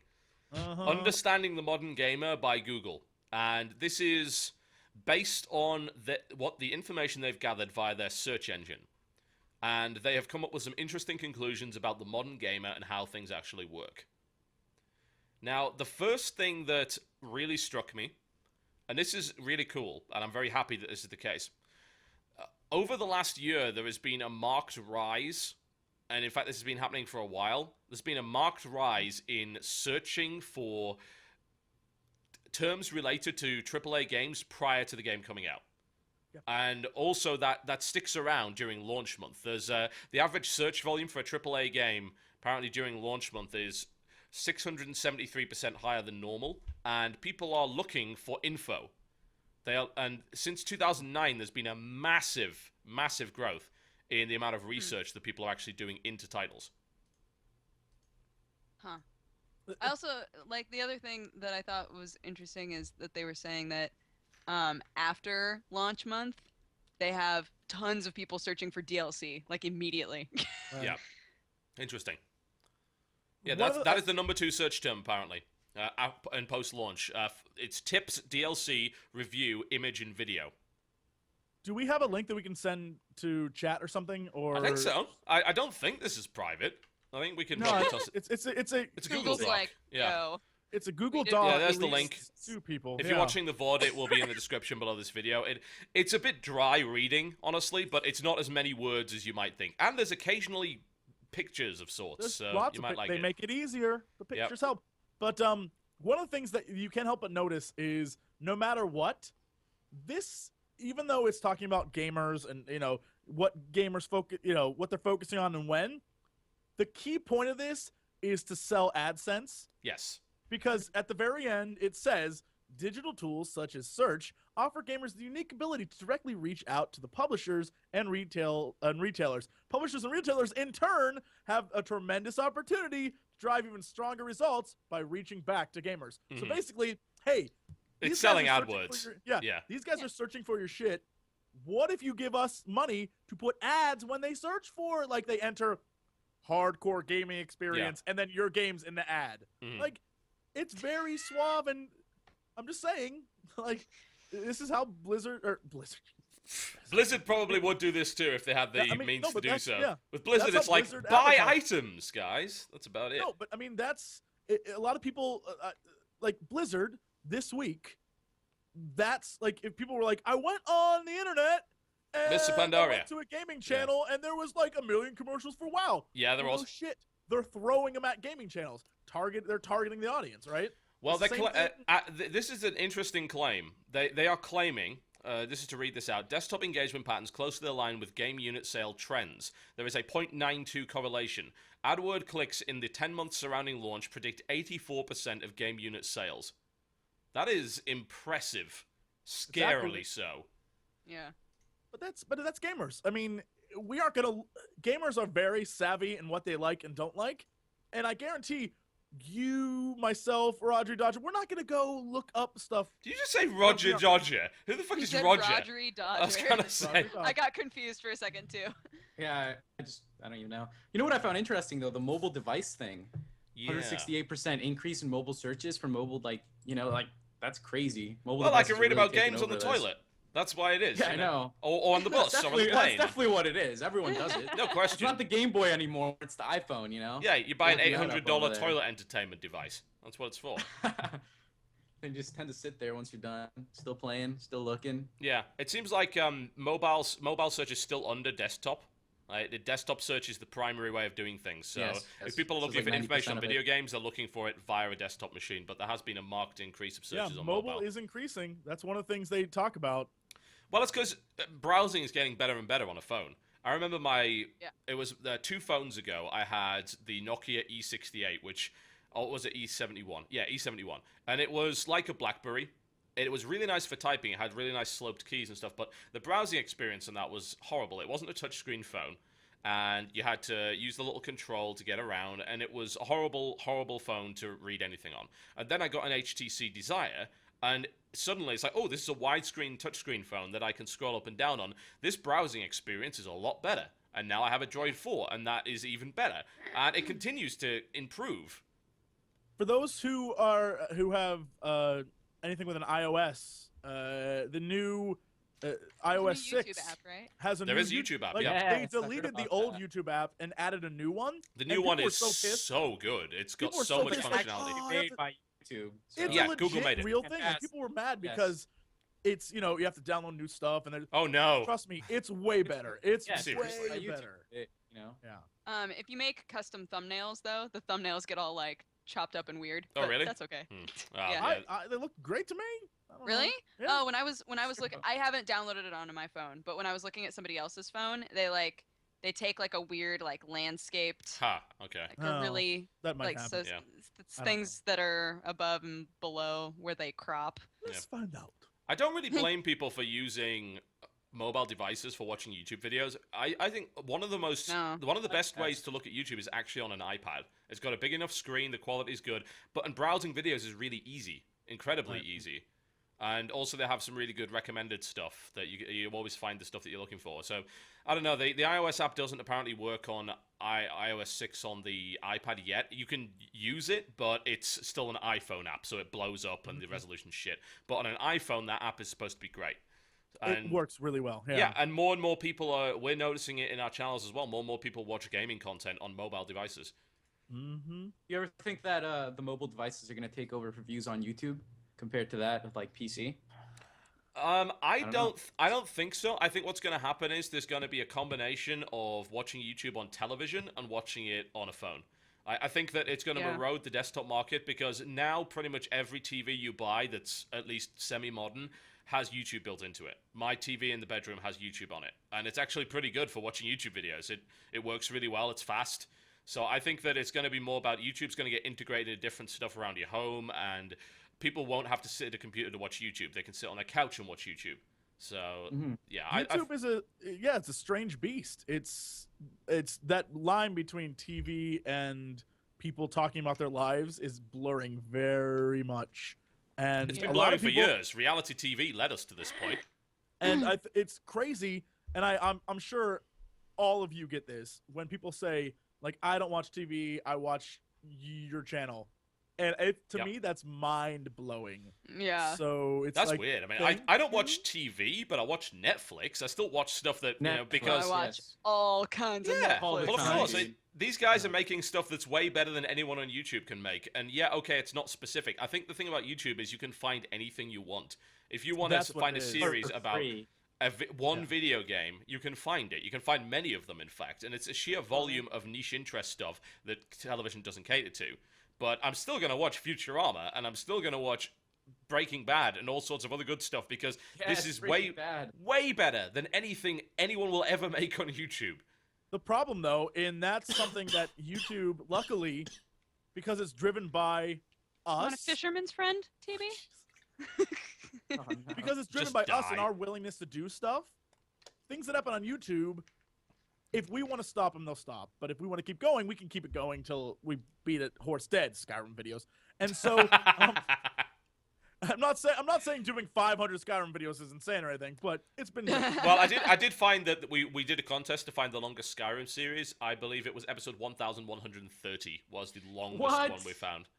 What? What But are you doing by that point? Like reading the credits? Like The funny thing geez. is, That's none of it episode was commentated. It was a 1,000 part Skyrim video with no commentary. Dude, that's hardcore. If you're watching that, you're like, look, I would play the game, but I just rather watch It's the game. insane. But anyway, it's like that kind of, we can decide what happens with the content. When it comes to TV, because it's all ratings based and ad based, there's a lot of really good shows that get destroyed, especially now because people are only watching them online. And I mean, that's just life. It sucks. How I Met Your Mother, I watched it online. I didn't have time to watch the season premiere. Well, You know. it's the fault of the networks at the end of the day. They know that people are watching online, so provide a way to do it. You know, it's And one that makes sense. You know, but there's a couple networks that do it. They put up like the episode, the next day for free online on their website. Yeah, so- but Like there's not many of them Hulu do. or yeah. Not to When mention they it's, don't, I feel like they're just missing out Yeah. on so many viewers. Yeah. well, not Yes, to mention they restrict it to the US only as well. So that means that everyone else who's like, well, I know this episode's out because I have the internet and I'm not closed off from America anymore. I'm gonna Guess just I'm go and pirating torrent it Lol, then. lol, lol. Mhm. There's Easy TV, man. Those guys put out the episode that night. Yes. So if Yeah, you're into dude. torrents, they're like, here, enjoy Huh, what you missed. I And got it's like, you this. An hour It's- later, it's It's up. not even a And- case of competing with free. It's competing with better. You know, Mhm. I can get it quicker, faster, and of course free from a torrent site. So it makes it really hard to argue against that. You've got to provide a service that's that good. I'm really not sure No, why are we here, by the way? Why are we in this conversation? Because we have gone off the rails. we haven't have we? just a little. Yeah. That's It's as what close most of to this another podcast article. has been off. We're the still Yeah. talking about rails. the internet, though. That's the thing. That Yeah. It's as close to another article. and though. torrents, the kids are down with that. Mm. All them rapscallions, they're big into the torrents. Rapscallions. Quite. Yes. If you're a company and you want to know what the internet's like, just look up torrent culture. That'll teach you all you need to know about the internet. Torrent culture. There needs to be like a study. Google needs to do a study. They need to focus their money not on that, but on like example, Fox. Why do you lock your shows for a week after they've been on the air, and no one can view them on your website? I don't get No that. wonder people are going to get torrents, you idiots. Mhm. So dumb. Indeed. Well, this actually does move on quite nicely since we're talking about TV and cable networks. There's a Bloomberg article on the subject of, I believe it is essentially cloud gaming. But what is cloud gaming? What is cloud Uh, gaming? Yeah, apparently AT&T, Verizon, and Time Warner Cable are gearing up for a push to deliver video games directly to televisions. So it's pretty much cloud gaming directly to a TV to avoid the need for a console. But isn't that That's- similar to what Xbox? Remember how? Because you have to figure this will be a subscription service, right? It's Just on like live. everything else. It's just on live. Yeah, but Valve was doing the same thing recently, weren't they? they were talking Mm, about they- it. They're they were pushing thinking into the about it. TV. Well, I mean, big picture mode is just something that allows you to navigate Steam easily on a TV and play games on a TV. Which, it's really designed for use with wireless HDMI, which is a thing now. Mhm. And you can just have your PC in the other room. You can wireless HDMI to your television. Yeah, it's ridiculously cool. I did And not know that. yeah, you can do it. You can do it. Well, And then you press one button to go to big picture mode, and you can do all of your Steam stuff on your television. which is kind of awesome because I That's can't pretty fit a 65-inch TV on my desk. So, and it wouldn't be very healthy if I did. So that's cool. That is pretty cool. And that saves like downstairs. I can keep my what I record a. Why? Go buy some wireless HDMI stuff. Borderlands last couple of weeks, I just missed out. I've not left the cave, and now, oh my god. Yep. I'm behind the times. Mm-hmm. All these kids, man. Getting I too don't know, damn but old for this. these companies making the push, I feel like the video game companies have too many loyal fans that I don't think the transition would be too well. Well, isn't Like, that do what, you really think like Microsoft, people who are like crazy into Xbox or Nintendo are gonna want to start purchasing their games or whatever on the TV? From a television company? No, And Yeah, Isn't yeah, that like what with Xbox is Warner. doing? Xbox was like, we're going to create a $99 Xbox that is subscription based. that And was it's like only a entirely really a hard limited drive. thing. That's Are a you really serious? limited. There was a But trial. they were considering it, yeah, like as a trial. So you have to figure more of that will be in the future. Like, I don't know why people see that as a thing. Like, what if we make them pay a subscription? Oh. Well, and I mean, with as much as people have been really upset about the possibility of needing to be online for all of their games, that's exactly what would need to happen, right? If it's all cloud gaming. Yeah, you have to be.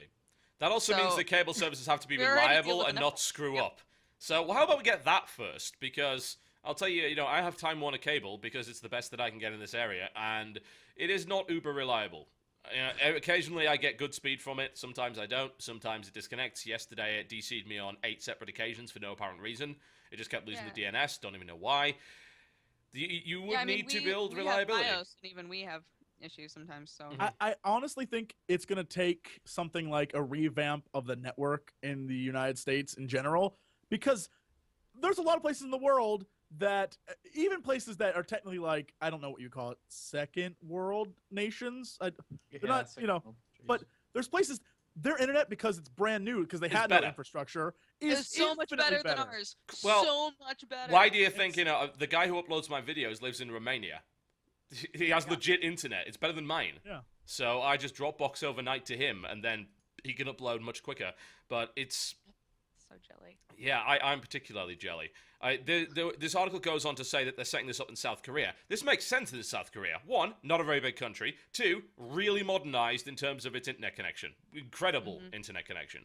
So it makes absolute sense to that. And apparently there's already a service available for $8 a month, which has Activision Blizzard titles and a few other things on it. So Doesn't Singapore have something similar? Singapore, yeah, I believe so. Yeah. And that's why I think this Google thing, like, even though Google's eventually going to run this country and be a sentient beast that controls us all, they're 1,000 up, 1,000 down test they're starting in Kansas City. That has the potential to change some stuff, and that's amazing. Possibly. So support that, even though, like I said, they will end up controlling your mind. Yeah. Just support that. Give us that before the mind control. Indeed. Oh, I'd like to give good news, by the way.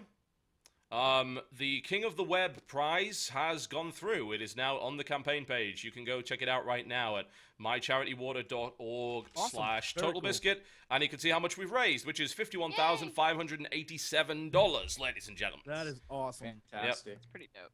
That is Yep. very cool. So, anyone that said I was going to run away with the money, there you go. Take it. It's like, I'm willing to sacrifice $48,000 just to prove you wrong, so fuck you. But yeah, there you go. Anyway, that's pretty cool. Exactly like you. Some of you do just to prove the internet Yeah, wrong. I would. Look, I I'm just gonna would. give away I 40,000. would. I would do that. You know me too well. But yeah, it's great. It's awesome that that's happened, and thank you to everyone that supported the campaign, even though it was pretty much a whitewash. I don't care no. because we got money. Some guy beat you 2 days. I don't know who that was. Who was it? Even though you didn't run those days, I heard some guy won 2 days. Yeah, pretty 2 days much. he didn't win. Yes, but thank you to all of those who supported, and fuck you to the doubters. Well, there you go. Well, Anyway, yes, cloud gaming. Let's go back on the subject of that before we talk about releases. So, what is cloud gaming? That I've used on live quite a bit, and it's just I think it seems like cloud gaming on a television makes a hell of a lot more sense, at least in the future. It doesn't really make a lot of sense now. because it's easy enough to get a console. It's not that expensive. Not to mention, you can pick up an awful lot of games either secondhand or much cheaper, unless you're buying new on the day of release. Games start at $60. You can more often than not get them below 10. I mean, there's a shop called the Game Station. Well, it's actually called Game Station, not the Game Station. There was some weird drama where people thought that I worked for these guys, fucking idiots. But yeah, Game Station is owned by Game Corporation in the UK and is one of the 2 major video game specialist retailers, or was. I think it's getting closed down now because they all went bankrupt. But that place had a huge section for console games that cost £5. So it's like, this is the £5 section, and there's some good stuff in there. Yeah, kind of basically a bargain bin. It was an entire wall of it. You can console game cheap, so I have to ask. The market that they're shooting for is people with modern televisions. So, like, obviously, you can't cloud game on TVs right now. That's not available. So, we're looking at modern TVs, unless, of course, you use the little micro console thing. And then you're looking at people that have really good internet connections that are interested in core gaming. That does narrow the market down a little bit. So I'm not entirely convinced by the idea. I don't. It's not that the technology isn't there yet. I think on live works okay for some games. Like, it's terrible for fighting games. I tried playing Street Fighter 4 on live and it was comically bad. But other games like strategy games and even single player first person shooters, like I played Deus Ex Human Revolution on it. It was okay. It was all right. But even then, the technology isn't really there, and I have a feeling that we're not going to be seeing this rolled out in a major way across the US or the UK for a very long time. Yeah. Does it worry anyone else that more and more we don't actually own any of these games? We don't now on Steam, license? though. No, I'm saying, but Steam, more and more, it? like, Steam is that. I'm not sure people, I assume people realize this, but spoiler, you don't own any of your Steam games. And at any point, much like they did with Dragon Age 2, they can take that shit away and you'll never get it back. And that's just because you're borrowing the license. You paid $5, $50, whatever, how many dollars to borrow the game from them. You don't own that. And it's more and more that's happening where you technically don't own what you own. I mean, technically, you've never owned it. That's the thing with the whole way that the licenses work. And when you owned a physical CD, you own that. Like, the more we get to you can download stuff, if at some point in the future, like Blizzard's like, go to our site and download games. If at some point in the future they just said, F it, we're not going to offer that anymore to download, you'd have to find it by very illegal means. Mm-hmm. And I'm sure people would find it. But that's you're not suggesting, Rodri, that people would go out of their way to acquire. I'm not suggesting people do that. No, you wouldn't suggest that someone would do that. That's insane. No, not at all. Why would someone do that? Just go on the internet and take things? But like someone just said, it's the same thing with iTunes, things like that, where it's, hey, I thought about that before. that's why I don't buy anything from iTunes. But it's this exact same idea that if you buy stuff from there, your code, like all the information, like if you ever lose your, I used to have an old, like when I had just an iPod, I had an account, forgot what it was, lost everything that I had on there. If you don't, like, that's the way it works now, which. Yeah, I lost a bunch of stuff on Amazon MP3 as well, actually. The same thing happened. I suppose I should chastise myself for not backing it up, but still. If you think, like, Verizon, all these companies are being like, we're going to offer you services, and we want you to, it's streaming, and you can play games, and we'll, like, you can stream this stuff, more and more you own less and less, which is a weird trend. But from a business side, it's genius. Because if you want to play that again, more money, please. Yep. Yeah. I don't know. That's worrisome. It's concerning. I mean, that stuff's been happening with phones ever since they started allowing you to download ringtones. God. I mean, it's not even just that. I mean, you have to, on this bloody thing, you have to pay. Well, with, like, newer phones, it's even worse. Like, you have to pay to tether your phone and use it as a wireless hotspot, even though you have a data plan already. It's like, why? It's a function of the phone that you deliberately removed from the phone. And if you make your way around that, you can actually lose your plan. They will just remove you from the service. It's insanity. Yeah. That's like the one reason that people jailbreak their phones that makes me go, I get it. I understand why you did that. Definitely. Yeah, I mean, this is a great phone, don't get me wrong, but I bought my HTC Desire Z and I paid for just a SIM-less phone. and I can do anything with it. Yeah. So yeah, I'm just, I don't know. I'm a bit worried by it. I mean, if you remember, Sony bought a company called Gaikai, and that's a cloud gaming service. So Sony, the traditional, we're going to sell you games on disc or digitally, also bought a cloud gaming service. Yep. Now, here's the question. Do you try and run them in parallel? Do you provide it as an alternative? Or do you try and replace everything with it? Because I'm going to be honest, R&D for a new console is bloody expensive.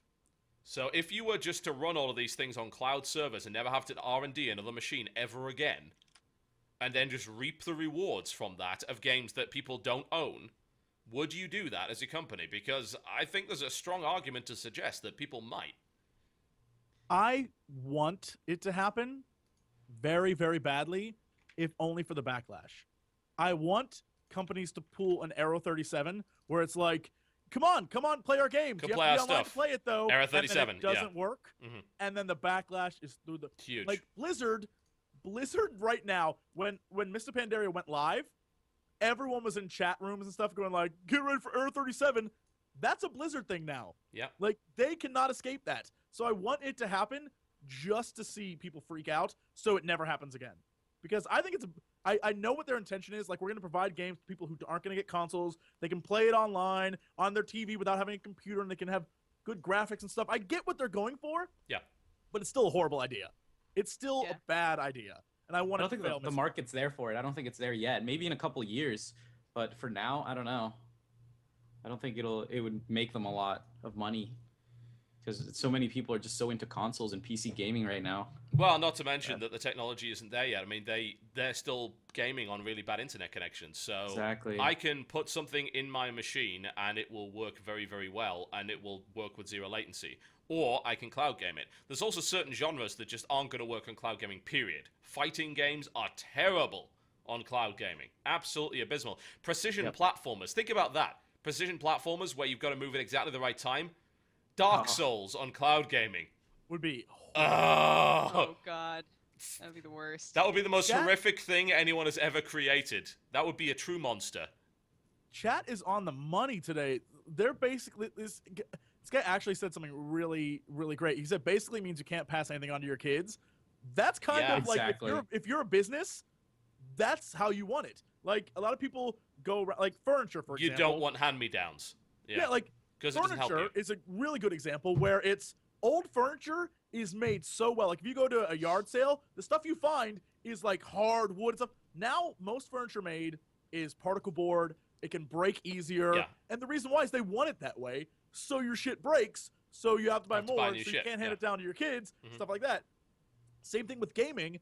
You notice a weird trend that most consoles now lack backwards compatibility for things. Yeah. And it keeps getting worse and worse. And the reason why is, hey, you can't play it on your CD, but we might offer it to you for another $6.99 on our download service.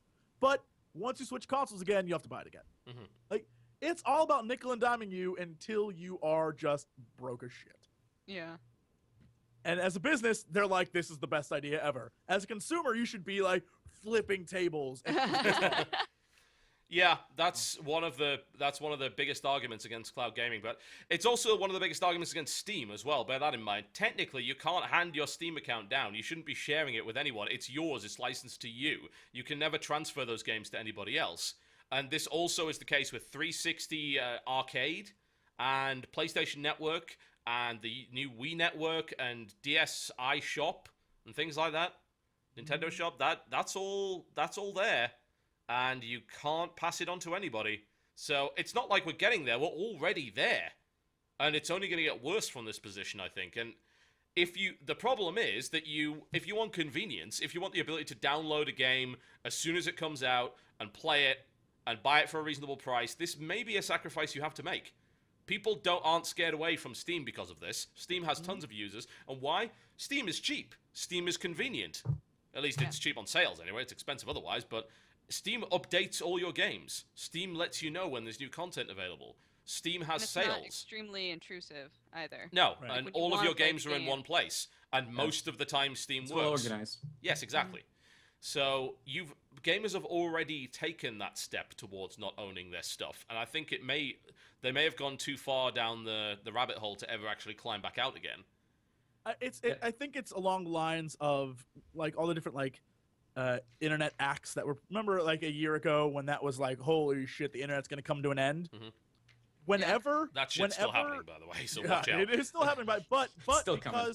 it's not an imminent threat, like it exists. Its laws are being written and proposed. It exists because it's not imminent.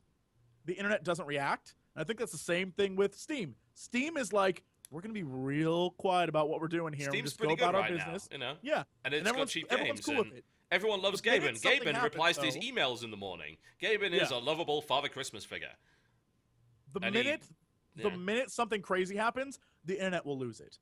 And it's just, there's always a moment of we're cool, but it's because frankly we don't care because we got better stuff to do.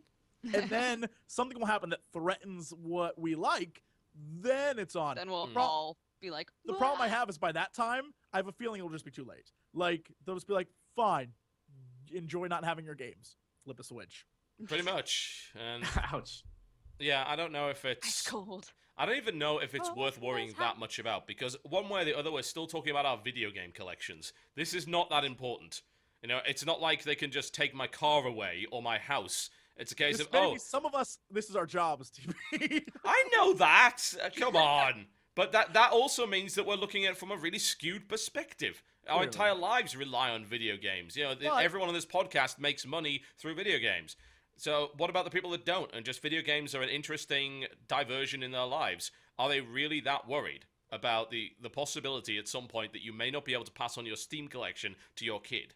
Is that really concerning? Or do you just buy new video games at that point? And then play I think everything you else just on buy the new emulator? ones. Would they even want to play that by then?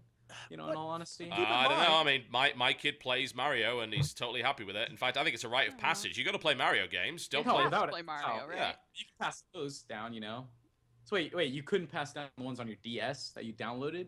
Not No. the download. Like this is the Really? interesting that we bring that up That's now. the problem. Well, it's interesting that we I'm bring just this up saying, now because it's New your Super kid, Mario yeah. Brothers. New Super Mario Brothers 2 is the first downloadable game that Nintendo's ever done, right? Yes, yeah. Yeah. That's true. Wow. It's starting even for Nintendo. You can't The pass that PSP down. Go too. The PSP Go, isn't it like fully downloadable content? Well, that's why Someone nobody bought the bloody thing. Right? Yeah. The Vita has the Vita, whatever the hell it's called, has those tiny little cards that I always lose. It's like I have a pocket full of games. Like there's like $400 worth of games in my pocket, and they're very easy to lose. They're tiny little things. I hate them, but they still use physical media. We're still in an era where we have access to physical media, and if we want physical media, we can get it. What happens when we can't get physical media anymore? The internet. That's the problem. Although, it's I don't. And do we even want physical media? Dark Because times for the Republic. haven't we for the longest time being saying we just want all our stuff on digital? I don't want to go to a store and buy a CD that might get scratched up. Oh, the convenience is definitely there. Yeah, Don't I get mean me that's wrong. the I'm into trade-off. that. It's the same thing. It's the trade-off with all things that happen like that. You Mhm. trade one thing for another, and at some point, people will be like, "Well, I'm not gonna. This is too far." But for now, people are cool. They're like, "Yeah, all right, I get it." But I'm saying the trend is down the line. This could get problematic. Maybe. Yep, it's true. Yeah, I've got someone saying, well, you say you can't pass down New Super Mario Bros. 2, but it's not bound to an account, it's bound to the 3DS, you can pass that down. What happens when the 3DS breaks? You can't. These things are just- not built like Game Boys anymore. They can't survive bomb blasts in Iraq. Those things are going to die. They'll probably only last a few years before they burn out. And then what happens to your New Super Mario Bros. 2? You got to rebuy it. Pretty much. For the That's most why you part. don't buy it downloadable. That's why you get the little cartridge. There's no you know? benefit. It's like, come on, I can get New Super Mario Bros. 2 from anywhere. I can get it from a gas station. I'm not going to spend $40 for a digital copy. Exactly. It's just not going to happen. But it's a thorny subject. It's a really thorny subject, and it bears more discussion. But I don't want to continue doing it because I think we've probably burnt out what we can say about it at the moment. But it's worth keeping an eye on, folks. Just remember that there is EU legislation that supposedly protects you from this stuff, but there certainly isn't in the US and in many other countries. So do be a little bit cautious with your games purchasing. And if you can get it DRM free, you should get it DRM free, because then you don't have these problems. So GOG.com. GOG.com. I've started buying now that GOG.com's doing indies, I've started getting, if I need to buy an indie, I always buy it from GOG because it is DRM free. They give you the files for it's digital, but you have every file you need to ever install it again. Exactly. So. It's like, but the patching, it's like, it takes 2 seconds to patch a game. I'm not worried about that. They're making it so that you can download them for Mac too. Yes, sounds like. Yes, indeed. Which is good because I know a lot of people who use exclusively Macs, and I've been like, you should go to GOG, and they're like, oh, nope. And I'm like, oh no, I led you astray. Yeah. So someone did make a point that the CD would not survive a bomb blast in Iraq either, but that's why we need to bring cartridges back, man. We need full-on cartridges again.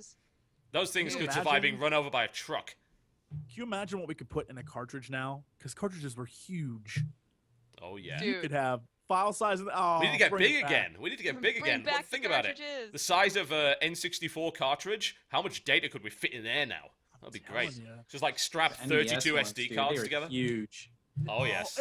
And then they had always the art on the thing, so you knew what you were playing. It wasn't just some crappy CD. Man, those were the days.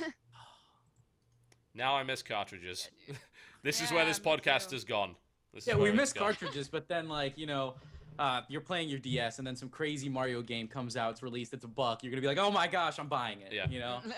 Oh, just on the DRM free front, by the way, Assault on Dark Athena is $15 on GOG, and it's DRM free, so it doesn't have that fucking Tegas shit. So there you go. By all means, ladies and gentlemen, go and check it out on there. It's cheaper, it's better, and it rocks. I'm gonna. Yeah, that's reason enough to get it just because it doesn't have that. All right, let's do releases of games that you do not own and never will. Yay! Awesome. Okay, so what is coming out? Well, it's already Wednesday, so there's no point about talking about what came out this week. So let's talk about what's coming out next week. October 2nd, Resident Evil 6 for PlayStation 3 and Xbox. The PC version has been delayed. No one is surprised by this at all. It's a Capcom game. I never had much of an interest in Resident Evil, honestly, and Resident Evil 6 is no exception. I haven't had any interest in Resident Evil 6, but I've played the other ones, and they're pretty good. Yeah, I used to like them. I like my favorites were probably Code Veronica and Resident Evil 4. There's no question. I like the ones that you can play 4 was co-op. good. Co-op are fun. Oh, the Survivor ones? Yes. Those are supposed to be all right. Like they're different, certainly, but but don't play Raccoon City because apparently it's terrible. So oh my god, it's so bad. Why is it bad anyway? You've played it, so why is it terrible? It has you. It doesn't.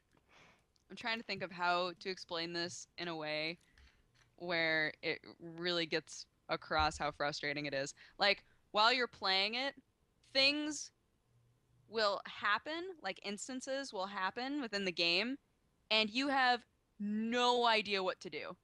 Like, it's almost like they throw you into a QTE, but you don't know what button you're supposed to press or where you're supposed to go. You're just like, that's like at the very beginning of the game. You're just so confused. You're dead and you're Is it like that? What's that game? The Space Ace and the Dragon one. Oh, Dragon Slayer. Where it was old school game where basically you had to figure out what to do. It was trial and error. But it didn't tell you, so it was all trial and error. Is that kind of what it is? Yeah, and not in like the fun way, like with WarioWare. We're not so lucky. It's just. That's what we need. We need a Resident Evil version of WarioWare. We need that right now. I would. Oh yes, that sounds amazing. All over that.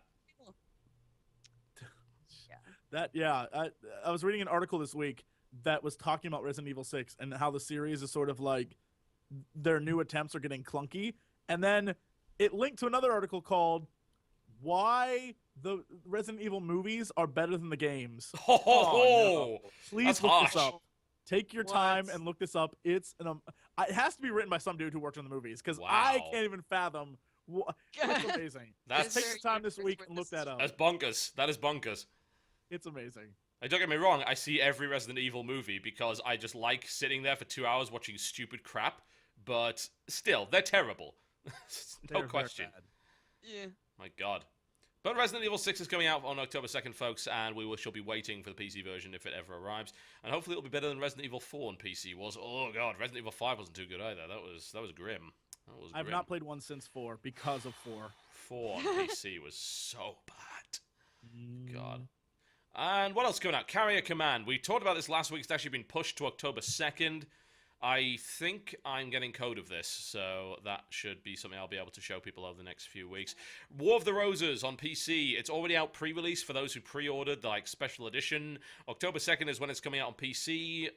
How much are they pricing this bloody thing at? Let me check Steam, because they keep changing their mind on this, because it is a multiplayer-only game. It is $30, or your regional equivalent. And if you own Mount & Blade, any Mount & Blade title, you get 20% off, which is quite good. Good deal. Yep. That is a good deal indeed. So you can check out War of the Roses. If you pre-order it right now, you get the exclusive House of Lancaster edition, which comes with a thing to put on the top of your helmet. Incidentally, that game has a honey badger charge to go on the top of your helmet. What? Yeah. Dude. Zero bothers given. Yeah. I love it. Yeah, actually, that's what the Royal Honey Badger helmet crest you get with the digital deluxe edition. Which also comes with the official soundtrack, which is quite good, actually. It's a good soundtrack. And a bunch of other cosmetic items. Like, that game has a lot of customization. I have a shield with a blue fish on it, and it's like the red, white, and blue, but it's got the blue fish and heraldry, and I think I've got a cow on my helmet. It's great.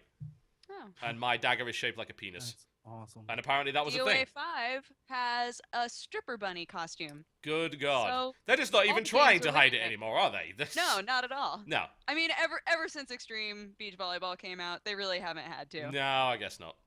There are booty bump mini games in that. Yes, there are. Why are you making me want to Well, play there's an this? entire photo mode in that Because where it's a all great you do game. is just take creepy photos of the characters in the game. What the fuck is this here for? That's lovely. Yeah, it's wonderful. Gaming industry. Yes, one loves that. We do love Team Ninja, do we not? Water boobs. Yep, So water good. boobs, indeed. But- But Someone make a gif of that, please. DOA 5. There we go. That's been provided. Coming. DOA 5 is already out, right? It is Yeah, out. yeah, Yep. man. Yep, so you can pick that up in stores right now for 360 and PlayStation 3. You could be playing it. Yeah, right shame now. it's not on Vita. Otherwise, I'd actually play it on that. That's a good system for that. But we shall see. What else is coming out? We have the NBA 2K13. That is coming out on everything. That's coming out on PSP. Apparently, What? according to this, it's coming on PSP. Okay, wow. All right then. Vita. It doesn't say Vita here. It says PSP. Maybe it means Vita, but Are they still making games for the PSP? apparently. I don't know. Let I us have one, find but I out. haven't Let us played go it. on an adventure. I wish I haven't the touched developer, that in forever. That- I wish the developer just got really confused. It's like making for the PSP. Like, sir, I don't think PSP. PSP. They are the last game to come out for PSP, according to Metacritic, was in July. They released Wizorb, which is a PC game, and also there's a Growlancer game as well, which there's about 5,000 Growlancer games. And there was a M-rated RPG of some sort. Oh, a samurai romance game called Hakuki, Demon of the Fleeting Blossom. That sounds so great. Yes. Apparently, it's I love very, very good indeed. It was also out on PSP. But yes, I don't think. I What is guess that there game must. called? Hakuki. Akuki. I don't know. love story. Demon of the Fleeting Blossom. Cookie. Yeah. Demon. No, NBA 2K. Yo, it's right. It is coming out on PSP. Coming soon. NBA Wow. 2K13. It is coming out on PSP. Also, Ragnarok Tactics is as well. There are games still being made for the PSP. I guess that's because Wow. nobody bought the Vita. Probably Yeah. not. They're like, I thought the Vita was Somebody supposed to be a will lot buy better too. It is, but nobody bought it anyway. The main problem is because it doesn't have any good games on it. Well, it does, but they're all console games that you already own, so that's a bit of a problem. What else is coming out? We have for you on October the 3rd, hell yeah, Wrath of the Dead Rabbit. Oh, yes. Isn't that one of the trailers that we're I have a coming out? trailer. You want to see this? Yeah. Yes. Trailer for hell yeah, Wrath of the Dead Rabbit coming in your face right about now. Yeah. Trademark Jessica. Peggy 16. Sega.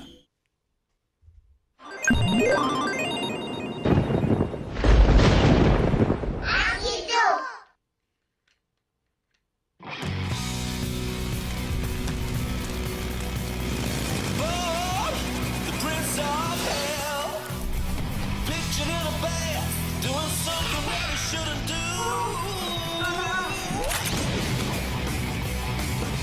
And now they're gonna pay for the day they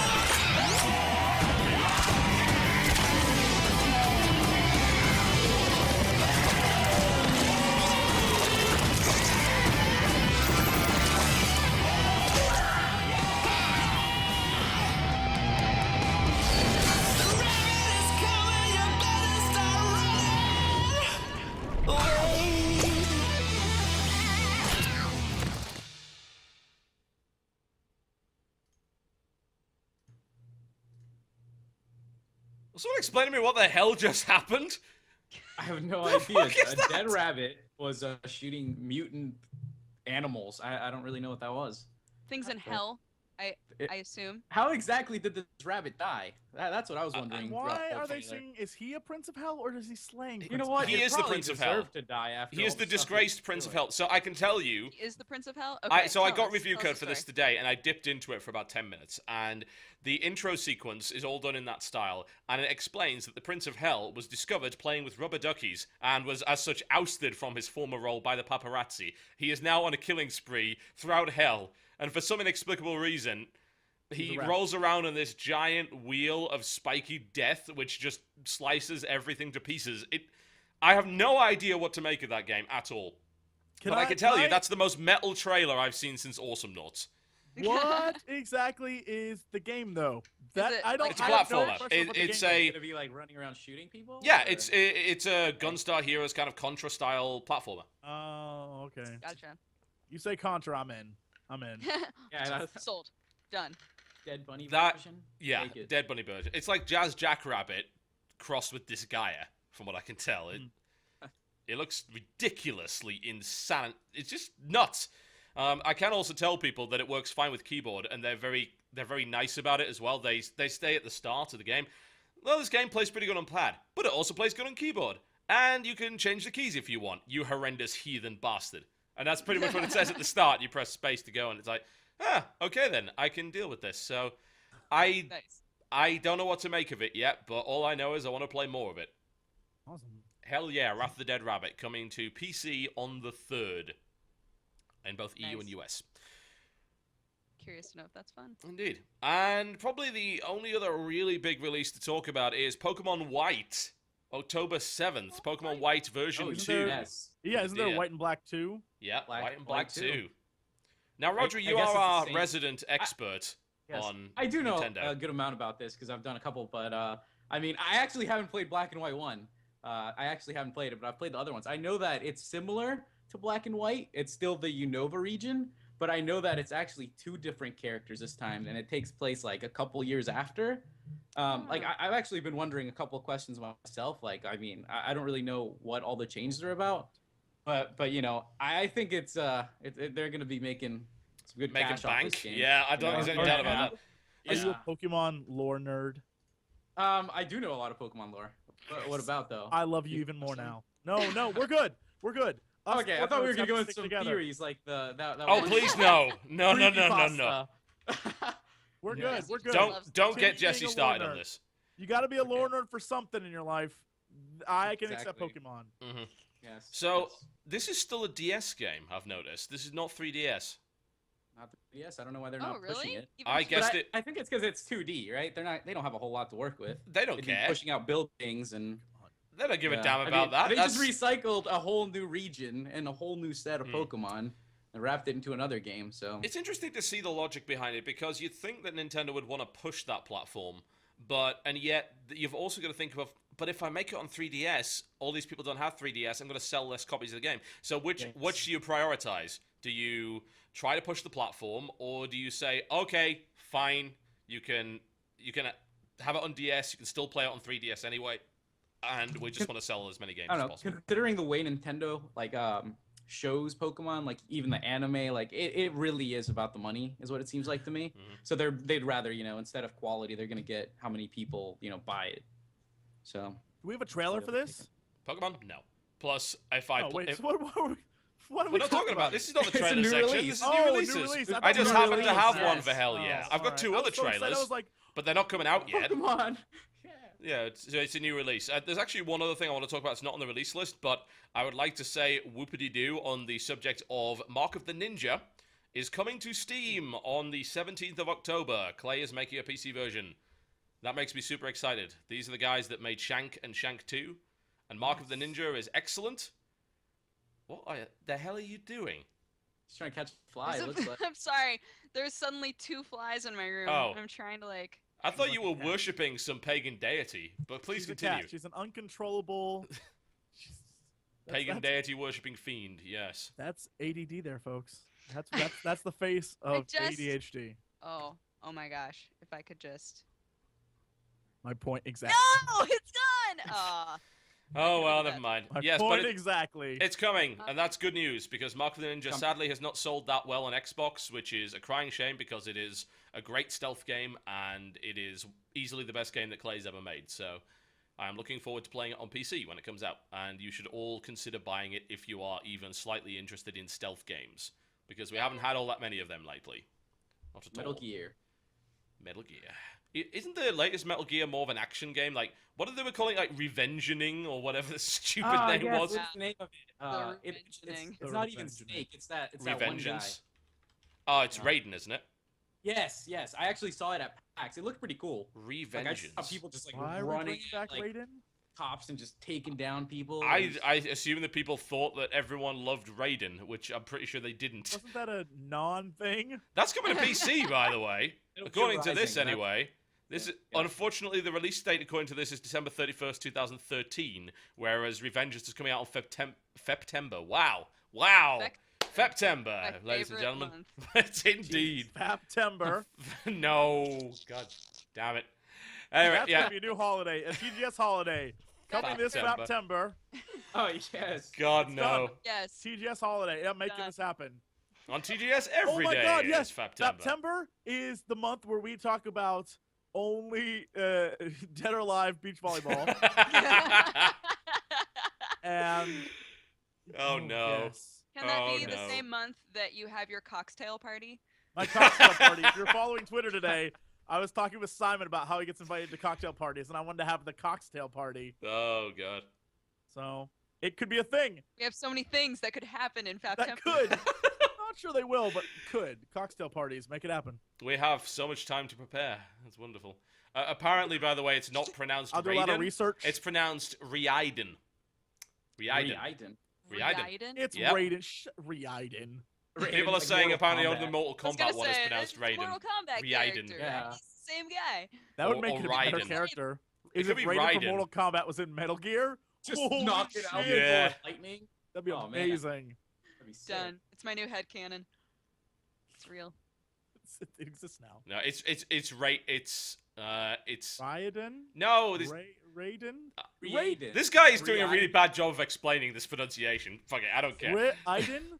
Raiden. Screw it. I like how we're sitting here Raiden. trying to figure out the name of a character. Right, I no one assume gives it's a shit about. Raiden. Raiden. Yeah, it's like But they nobody made cared a about full him game anyway. for Why are we bringing him you back? know. Made I a don't full know. game for him. But yeah, that pretty much wraps it up for releases. Let's do a couple more trailers before the break, and then we'll do host topics, and then we maybe have time for one host topic, and then we'll do the plugging of the people on the game station, and the plugging of the people on this podcast.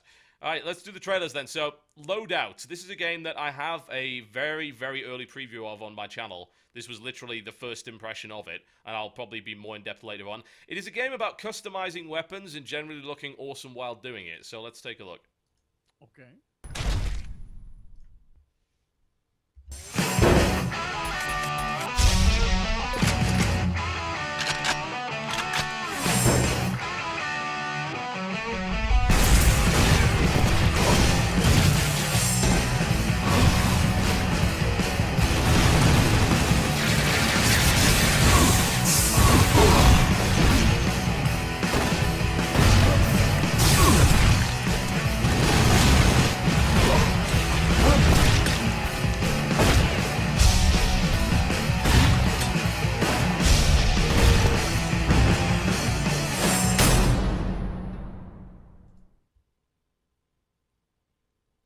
And there you go. Nice and simple and to the point. Right up my alley.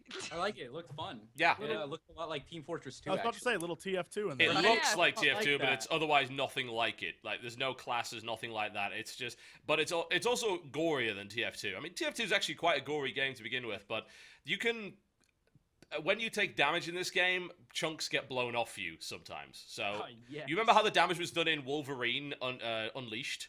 Yeah, it's like that. Yes. Apparently, there's also nudity in the game. There is an option to turn nudity off, but all the characters I've seen so far are male and look very much like the guy. What's the name of that actor from Machete? What's his name? Oh, God. yes. I Oh, what's his love him. name? What I is just his saw him name? on Breaking Bad. Oh, that dude. That dude, yeah. That Danny dude. Trejo, yes. Yeah, Every yeah, character yeah, looks like Trejo, Danny yes. Trejo, which Yes. reduces my Who is that desire for a playing nude at the mode same time? significantly. But He is the guy famous for the Mexican line yes, from Once Upon a Time in Mexico. That's true. That is he is quite the person. But yeah, it's fun. The biggest problem with that game, aside from there's some weird decisions, like the health bar is in the top left, and then when you're playing in objective mode, there's these things which look suspiciously like health bars in the bottom left, which you would usually assume your health bar's down there, right? No, it's not. It's up in the corner out of the way. It's like, I was really confused. Like, why is my health bar not going down? Oh, that's a capture bar that looks exactly like a health bar. So they need to change that. The biggest problem they're going to have with that game is balancing everything, because the weapon customization is nuts. It is beyond... It's like if you had an editor for what Borderlands provides.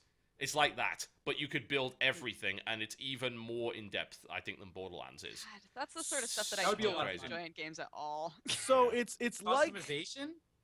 yeah, so the It's nuts. customization is Weapon customization and ship customization, I'm not into that at all. Oh. I love that. That's I know you do. I'm big into that in a huge way. It's the reason why I've never got past turn 5 on Galactic Civilization 2, because I spend too much time customizing the look of my ship, and then get bored of the game and leave. So it's like, nothing's getting done here. is so it's like everyone has the same character, same class per se, but the weapon you use defines Pretty much what you unique to do. you. Yeah, you can have 2 weapons. I randomed up some weapons in the video on my channel, which you can go and check out if you so desire. And I randomed up a healing... I think it was a healing rocket launcher. And there's some really weird combinations. You can make stuff which is completely unfunctional, that there's no way in a million years you would use. Like a widespread launcher, sniper, rocket, shotgun that fires bullets which buff up other people. It's just... That sounds lovely. Perfect. Let's put that in It's beyond silly. The rocket launchers are particularly serious, like rockets that fire other rockets, and it's bonkers. It's completely bonkers, and I am looking forward to seeing if they can make it work, because at the moment it's so unbalanced it's not even funny, but it's beyond silly. I just had a mental image of a rocket that's like Alien when a little mouth comes out, right? It's a rocket, and another little rocket launcher comes out of that one and then fires a rocket. It amused me to no end. I want that in the game.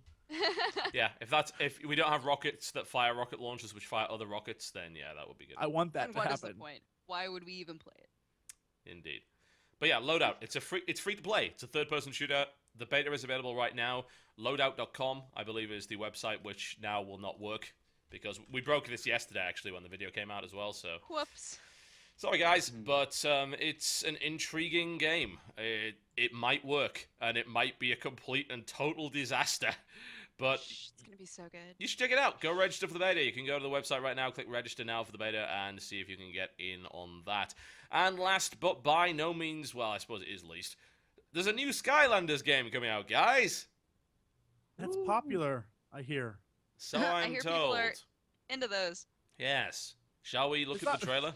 Is it a game or action figures? Let's Which do is- it. It's both. It is Watch it. both. Let's take a look. Watch it.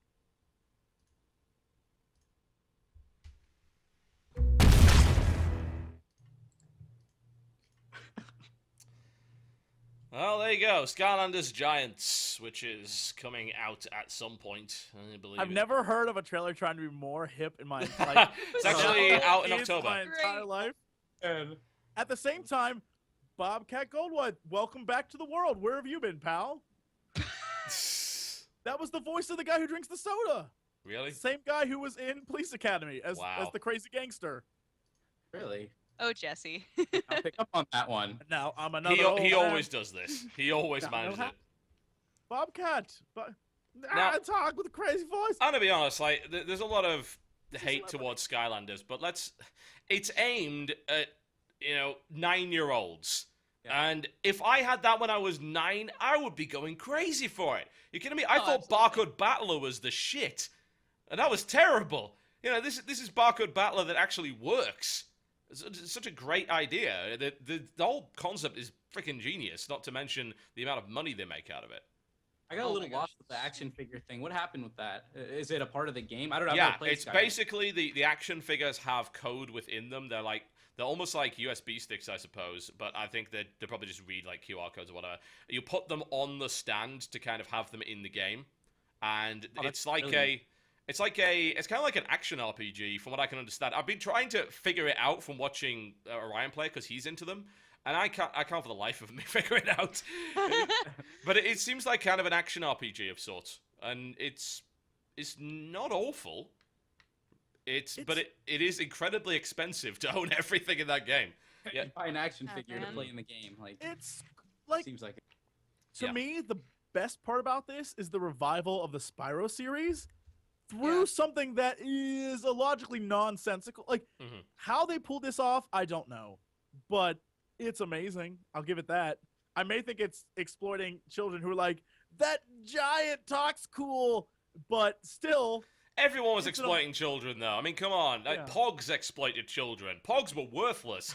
At least these things, you actually get a figure that's reasonable. Apparently, these giants are twice the size of the other figures, so they'll use a different base. And they have interactive light-up stuff that's related to the game. So, like, stuff goes on the game. If your guy takes damage, like, lights flash on the thing. And apparently, he uses RFID to do everything. The chat's freaking out about Pogs. I had a Mortal Kombat slammer. I just want to let the world know. Oh, was it a shredder with the spikes on the edge of it that you could hurt somebody with? Oh my gosh, those hurt so bad. It was gold and had the Mortal Kombat logo from the movies. And it was awesome. Pogs. Yeah. Pogs, man. Indeed. And the cool kids had like the tubes with all of their Pogs. All the Pogs! In the tube. I was so jelly of the kids that had tubes. A series of them. But it's coming out. Holy shit! It's on its way out. I have no interest in them, but I will most likely have to spend a lot of money getting some for Orion. Oh well, it happens. It's not bad though. I mean, I don't see it as a bad game, nor do I even see it as a bad business model. It's just not aimed at us. It's not aimed at 28-year-olds. It's aimed at 9 to 13-year-olds, and it does a solid job of making a pretty decent game with some really interesting technology. So there you go. I like it. It's neat. Word. I respect it, certainly. I just don't have any desire to play it. All right, we're going to take a quick break, folks. Then we'll come back. We'll do probably one host topic and round up some videos from the Game Station Network and then plug our stuff and then leave. That's the plan. I'm sticking to it. You're watching the Game Station Podcast. We'll be right back. Well, ladies and gentlemen, welcome back to the Game Station Podcast, where we cast pods, I assume. That's the point. About games in the station. Yeah. Before I go on, can I be cheeky and plug outside of the designated plugging zone? Is that okay? Do it. Okay. Go. So I found out a couple of days ago that I am in the final 6 for the Golden Joystick Awards in the UK, which Oh, dang. Which are actually legit. Like, as opposed to the other awards, they're actually kind of a thing. They're run by, I think it's HMV runs them, and there are 6 people in the UK, like, best video gamer on YouTube category. And they are? Okay, let me give you the list. Let me give you the list. Bring it up. As soon as I do this, it's going to autoplay, so I'm just making sure that Chrome is muted before that happens, so just give me a moment. I don't want to blast you with sound. And the wieners are? The wieners, yes. If you head over to tinyurl.com/vote4tb, which is that is the number 4, vote 4tb, that will take you to the Golden Joysticks, and the people on the list are In the Littlewood, who we have had on this podcast, the Syndicate Project, Athene, myself, Yogscast, I'm fucked, and Matroix, who I've never heard of, but that's probably because I just don't you ran a good campaign. I tried so hard. Bow out gracefully, I got so far, your family, but the end it just didn't even walk matter away. because Yogscast just flattened me. But if you do wish to support me in the fight against our Yogscastian oppressors, then you can do that over at tinyurl.com/vote4tb or youtube.com/Golden Joystick Awards. They can vote for Total Halibut if you wish. That would be kind of cool. So the categories, like, this particular category is like best YouTube gamer channel or whatever. All right. But I'm pretty sure they only got UK guys because it is a UK-based award, which would explain why. Themes But in actually, the- Athene is not in the UK, actually, no. So maybe they didn't. Maybe they just missed you out entirely, Jesse. No, I'm pretty Bastards. sure they're right. Bastards. They're right. If they're looking for, If it makes you feel any hilarious better, comedian- the video they made of my channel was mostly you and me playing Terraria. That was what it was. No, I mean, I think if people are wondering why Athene's there, I think it's. Did you have to submit, or did they just randomly? No, pick you didn't have to submit. I didn't even know about this thing until they emailed me and said, you're shortlisted. I'm like, oh, okay. Hang on, I know about the golden I definitely joysticks. think Athene's presence. I wouldn't say he's. It's hard to not argue with a Athene's gamer presence. anymore, but his presence and like people know who he is, and he doesn't have to do jack shit. Mm. But he tries to outdo himself, so for promotional. He works his ass So- off, man. I like that guy. I've got a lot of respect for him. So that's why he's there. Yes. But if you wish to help me win a golden joystick, or you wish to vote against me because you're a bastard, then by all means, tinyurl.com/vote4tb is what you need to do, and you can just vote for whoever you want there.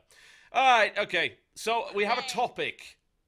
It was Yes, brought we by do. Rodri, Have a and happens to also coincide with something I want to talk about. So everyone's a winner. Rodri, what's your topic? With the release of the Wii U coming out here in November, I thought we could go over some of the games. There's 23 titles confirmed for it, and we could just talk about the console as well, because Yeah. there's 2 different consoles that you could pre-order. I'm pretty Yep. sure they're all sold out now, like everywhere. The premium edition supposedly was, but it's you can actually get it. I was in Best Buy a couple of days ago to get a pack of rechargeable batteries, and I said, "Do you have any of the Wii U Deluxe pre-orders?" Well, like, yeah, we've got a few. So apparently you can still What? get them. Really? Yeah. Apparently I'll have to Walmart check it out. has them as well. Because I'm in pretty the sure US. like the other places are like what is it, GameStop? Well, is they've got a sold out GameStop. They quick. have about 4 consoles total. Oh yeah, Yeah, across the they- entire they were network. on within an hour. Yeah. GameStop's a mess. We sold out our pre-orders within 2 minutes. That's because you got 3 of them. That's about it. But, yeah, GameStop's pretty bad about that. But yeah, the launch list is interesting. So I'm gonna just reel off the list for everyone, and then we'll go down point by point. So what do we have? We've got New Super Mario Bros. U, Darksiders 2, Assassin's Creed 3, Call of Duty Black Ops 2, Skylanders Giants, Zombie U, Assassin's Creed 3, Batman Arkham City Armored Edition, Disney Epic Mickey 2, The Power of 2, ESPN Sports Connection, FIFA Soccer 13, Game Party Champions, Just Dance 4, Ninja Gaiden 3 Razor's Edge, Nintendo Land, Rabbids Land, Scribblenauts Unlimited, Sing Party, Sonic and All-Stars Racing Transformed. I'm actually most excited about that because that game's great. Tekken Tag Tournament 2, Transformers Prime, Warriors Orochi 3 Hyper. So don't worry, guys, you get your Dynasty Warriors game. Yay. Wipeout 3. Holy sh! Thank you. What? What? Wipeout. Hang Yes. on, what? Wipeout. Bring it back, man. Wipeout. And That Your game- Shape Fitness of Old 2013. What the fuck? Wipeout 3? What is... Oh, don't know it's not Wipeout? actually Wipeout. It's the fucking quiz game. Oh, what the? Title. But there is a Wipeout game, isn't there? Yeah, they're. It's the the quiz game is called Wipeout. It's it's not the racing game. It would be weird to see Wipeout on a Nintendo platform. Isn't it the TV? Isn't it the TV? It's the gonna say TV that, show Wipeout, yeah, where you have to Show. bend your shapes into bend your. You basically Oh, got to throw man. shapes. You got to bend your body. You have to bend your shapes. Bend into a those body. shapes. You bend them shapes. Oh yeah. Oh, I get it. That got me excited for a second, and now I hate them. I thought it was the awesome water physics boat racing game. Oh, What? I immediately thought it was the TV show. Boat racing? What boat racing Is game? that a boat racing? What's the name of the boat racing game? It's not Wipeout. Hydro Thunder, maybe? It is Hydro Thunder. Wow. I That was was way pathetic. off. What? You're close. Oh god. In Okay. general, that Holy shit. lineup isn't Not like. even close. Not even close to the title. All right, let's focus on original IP for this thing because I don't know about you, but I can't get excited about Batman Arkham City and Darksiders 2 and Assassin's Creed 3 when by that time they're already out on other platforms. Like I it's don't think nice that they're getting it. After, Don't get me after wrong. having played them on other consoles, I don't see the point of getting them again. The people who wanted to play those, I guarantee, have already played them, and just Yeah, because you or have they the will. Wii Yeah. U, I mean, Darksiders 2 know, is already out. Assassin's Creed 3 is coming out soon, so but it's there's like 3 little gadgets you can use on the pad. It's not gonna make a whole big difference. yeah. I mean, if you played it on 360, there is going to be a minor benefit. I mean, you'll be able to play these games in 1080p supposedly rather than 720, which the Wii U is a marginally more powerful machine. So, but I like the fact that it's there because it says, hey, look at all these core games that are on the Wii U and are actually better than they are on console, even though they're not as good as on PC. I think that's why they did it, to show like, Yes. hey, we can do this. Yes, we can compete. that's exactly why they did it. Why not Yeah. just port a bunch of games over to the Wii U? So, okay, Exactly. but let's focus on original IP. So that actually removes a lot of the stuff from there. Disney Epic Mickey 2, I don't think that. I didn't find the first one that appealing. I don't think. I don't know. I'll have to try out the second one though before I can make a judgment on that. And I think this is the Wii U's out in November, right? I think. Yeah. So yeah, it's at about the same time. So yeah, that's. That game looks okay, but as you were saying, the original is not an amazing game, and that's unfortunate because it's by Warren Spector, the man that brought you Deus Ex, and you think that it would be amazing. Exactly. But we'll see. Maybe the second one's better. I'll probably still buy it because even though the original wasn't that great, it was still good for a bit of a laugh. Yeah, and I'm sure there's going to be a lot of new changes with the whole pad and everything. So there'll be new twists to the game. We shall see. Yeah, I'm intrigued to see how that turns out. It would make sense on a game like that. I would actually like to see a Kami on that console. Like a Kami with the touchscreen and just paint on the touchscreen. That would be ideal. That would be. That would work really well. Great. It's a ESPN Sports Connection. What is this? I don't know. I'm not feeling sports games on the Wii. It doesn't work. I don't know. It looks it's like been it's just like horrible. Wii Sports all over again, isn't it? That's all it is. Yes, Wii yes. Sports is great. You guys are Yes. on all the drugs. Yeah, it is. No, that's different. Wii Sports is different than like I'm gonna play Madden on a Wii. Like that's Throw in nonsense. with the Wiimote. Nonsense. Like, come You get to run in place. This game is going to be great, guys. on. Yeah, I'm not entirely convinced by that. It's obvious what they're trying to aim for, but I have my doubts as to whether or not that'll actually be any good. Moving on to, let's see, Game Party Champions. I assume that's just a selection of party I guess games. it's like Mario Party, like some Mario Party thing. Only a Wii could get away with something like this. This is actually this is Honestly, Party it takes Champion. this seems to I be don't Nintendo first party. Actually, no, never mind. It's published by Warner Brothers. So this is yet another it's another set of mini games. It's got like Hoop Shoot and Skee Ball Hi, Nintendo. and Air Hockey. Awful. Yep, so it's I- basically Carnival Games Part 57, so fuck that. Just Dance 4, that will sell a ton of copies. I think everyone knows about that. With a whole thing. Didn't they have the trailer with like Call Me Maybe or something? Just Dance 4 trailer has Epic Mealtime in it, and I laughed at Harley for that greatly. That was it also has Lindsay Sterling in it, though, which is pretty cool. But Oh yeah, she's great. She is. Fantastic. Yep. But yeah, Just Dance 4 will sell a ton of copies, and it'll probably be alright if you like dancing games. Yeah. New Super Mario Brothers U. Ooh, Because that one was We're not pretty allowed number 4 at any point in a Mario game. So it's New Super Mario Brothers U if you haven't got confused about it already. You know what I don't like? You can have yourself in the game. I don't want to be some stupid me. I want to be a Luigi or Bowser. I don't want to be Just CG. Bowser. just CG. Yes. Oh no. Done. Yes. It's happening. Just CG. It's a me. A just CG. Just CG and I'm gonna TBO. dress up and play the game. It's happening. It's happening. I'm gonna dress up as my character in the game. I'm not So convinced the by game that. is fantastic. I had the chance to play it at PAX. I thought it was pretty good. Yeah. Is it definitely enjoyed difficult? it. Because the last few Mario games seem to have been lacking in that department. It's honestly the same. It's probably easier because the pad gives you the ability for a 5th player, where the 5th player gets to click and like places platforms for you. So you could place 4 platforms, just run over through the level, and it's pretty much done. You know. So basically, there's an Yeah. optional help mode, but you don't have to play with Yes. that. It's not like No, you don't have to forcing play with Super it. Guide on you or anything. Exactly. All right, So, because I tell you my experience with New Super Mario Brothers for Wii was all about screwing over the people I was playing with. Because that game allowed you to troll the the funnest shit out part. of everybody. Yeah, it you is. grab them, you throw them down the hole. Yeah, throw them down the hole, you burst their bubble over a spike, so they die instantly again. You steal all the power-ups. Like, because every time you got a power-up, you got 4 of them. You could just hoover them all up for extra points. It was great. That's the best part of it. That game was brilliant when you were drunk. It was wonderful. It was so this good. one will be just as great. It looks a lot better too. Mhm, Like it I don't does, know yeah. how much you can spice up the graphics in a 2D Mario game, but it does look looks- pretty great. So I'm cool with that game. Yeah, I will happily play that. Just to. From now on. That's going to be a family game. That's going to be one where Definitely. I make my son cry. It's going to be great. oh, that's lovely. I'm a horrible person. It'll probably be me doing the crying, knowing my luck. I'll just be have the shit kicked out of me by... Oh, God. We'll need a fourth player. Jesse, come live with us so we can play Mario. If I don't have to pay rent, I'll be there. You don't have to pay rent, man. I'll Trust me. be Our there house in is a bigger than week. yours, and it's less expensive. Come on. In a week, I'll be there. Excellent. And then a week later, they'd be like, get out. All right, what else? Nintendo Land. This is probably the most fun-looking minigame collection that they're doing. It is designed with the new pad in mind, and it's mostly all this asynchronous multiplayer stuff, as far as I know. Oh, I remember us talking about that a little bit. Do you, Roger? Kinda like E3.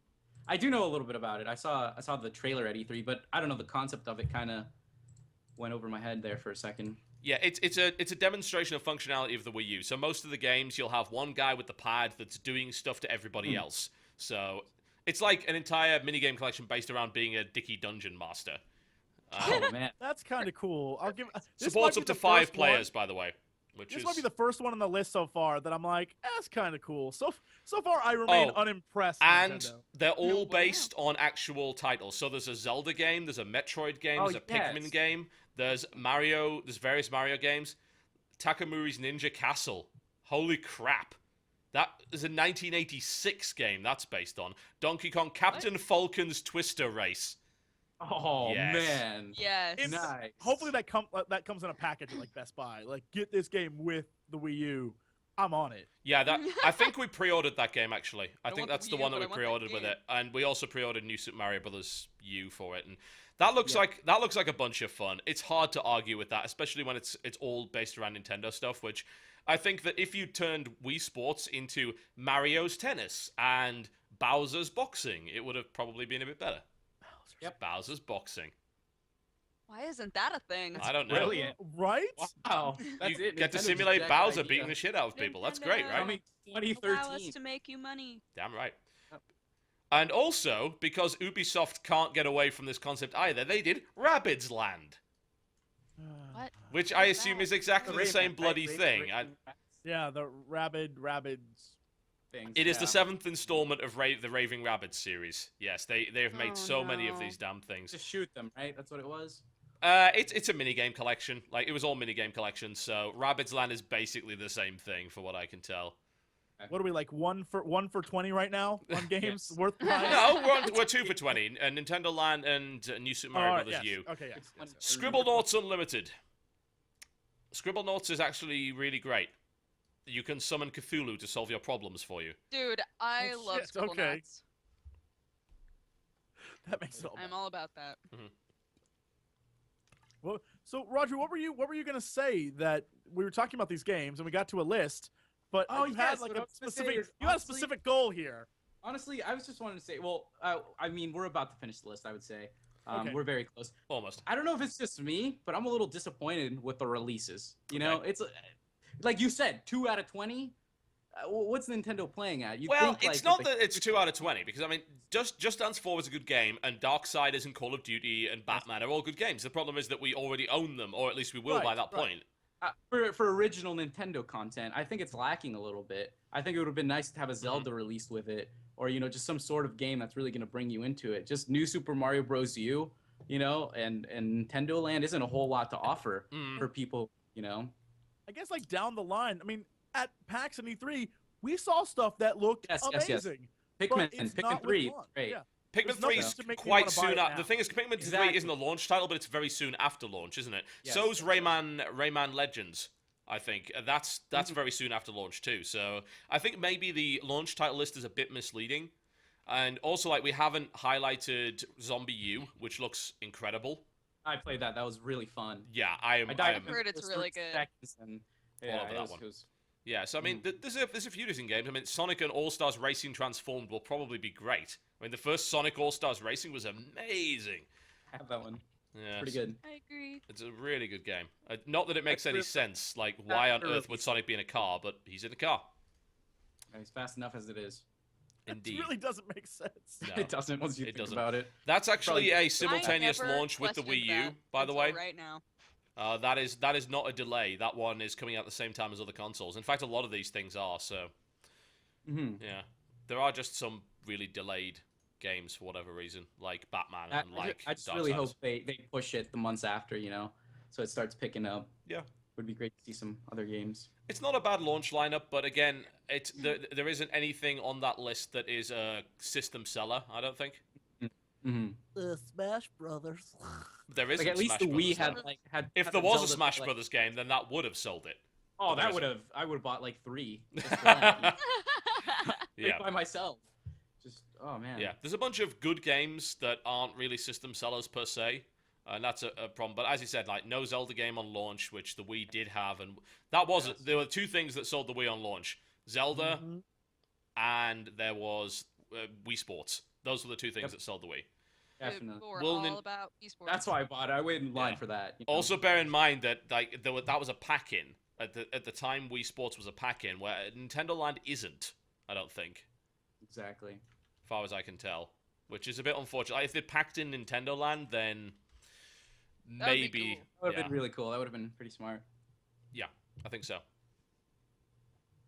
But aside from that, I mean, I'm still kind of excited about the system. I think that the controller is nice. It's not gimmicky. It's actually useful.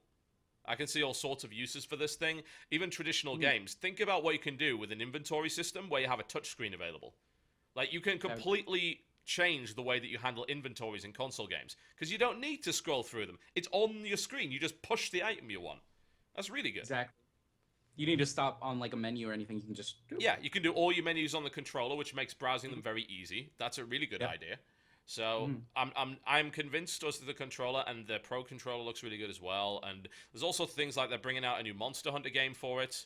They're bringing out some pretty hardcore titles along the way. So I'll have mine on day 1. I'll see how good it is. I'll probably just play Zombie U on it, but one way or the other, it's You'll looking have fun. it's looking Something. promising. It's promising. Yep. You know, after It'll all be the skepticism, it looks okay. So we'll see. Oh, apparently it's packed with the deluxe edition. Oh, is it? chat's Okay, saying. so if you get deluxe, No you get way, Nintendo really? Land. Awesome. Excellent. That's Okay. I'm very glad I nailed deluxe And edition. that is a great pickup then. Fantastic, yeah. Because Nintendo Land looks like great fun, but obviously if you're kind of a solo gamer, Nintendo Land's going to be a very sad experience for you, so just bear that in mind. All right, well, I think that rounds up the host topic quite nicely then. So let's have a look at some videos coming in from the Game Station. These are out right now. You can go and watch all of them if you so desire. So each of us has a video. Who would like to start? I can start. All right, what you got for us? Mine is from I Am Enderzel, and he did a Battlefield 3 montage, like a Yes. sniper montage. I haven't looked at any Love those montages from COD or Battlefield 3 in forever, Yeah. and he made this one, and it's doing really well, and it's really fun to watch. So Let us take a there's quick that. look then.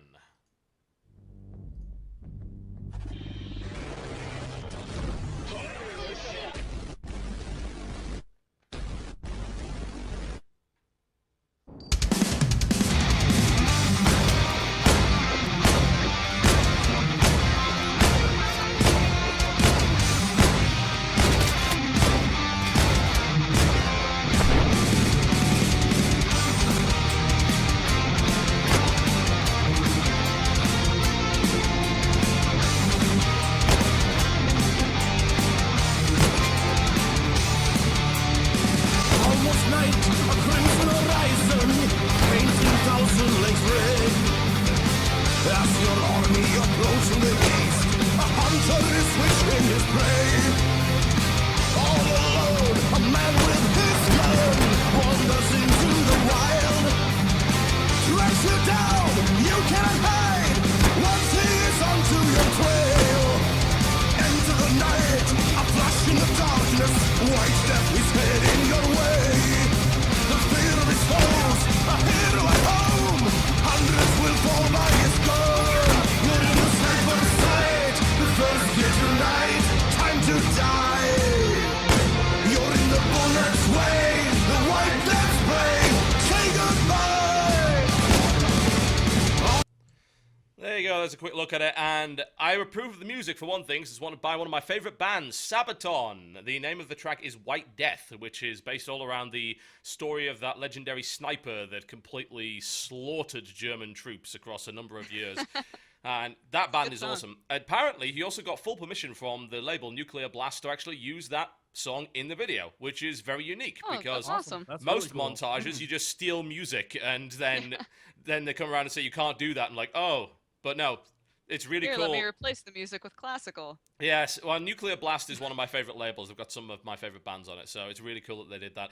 It's nicely edited. It's not too gimmicky either. It's not like a case of he's doing an edit every 4 seconds. He's legitimately getting kill after kill after kill after kill in a game which is not easy. I mean, Battlefield 3 it's not that easy to snipe in it. So, I'm impressed. It's nice. I also appreciate when montages don't have an excess of the slow-mo. Like, yeah, this there's doesn't only a have little bit. all that much slow-mo in it. Yep. Yeah. Also, can I just make a quick that's not correction nice. before the history buffs get me? Because I've just realized this. He was actually a Finnish. He was a Finnish sniper that was killing Soviets. It wasn't a Russian sniper killing that. It's German sniper. Sorry, I Finland. like Yeah. believing that Jesse was just like, Yeah, he is a history nut. So yeah, I my apologies. I made a boo-boo on that one, but there we go. It's good, and you can go check it out. Link is in the description below this video if you happen to be watching the VOD. If you don't happen to be watching the VOD, then head over to his channel, which, if I recall correctly, is youtube.com/Anderzel. I'm hoping for people out there who are like, I really want to make, montage videos and stuff, look at this video and look at the editing. It's spot on. Like, everything down to the gunshot drum beats is perfect. Yeah, like, it's that nicely kind of done. stuff. Yeah.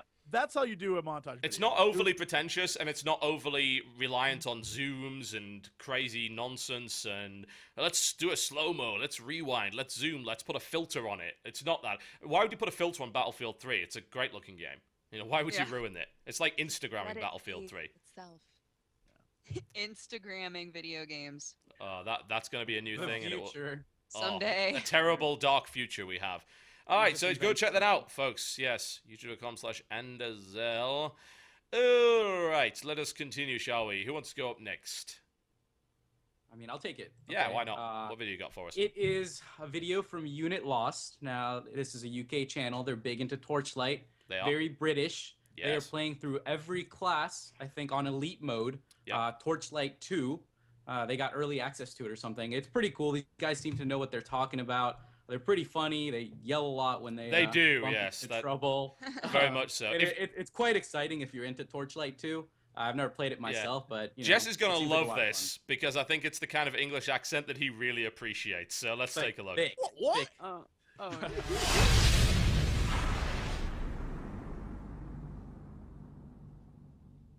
Hey ho people, it's Stylosa and Kirioff, and this is Torchlight 2. Oh yes, now this is some co-op gameplay.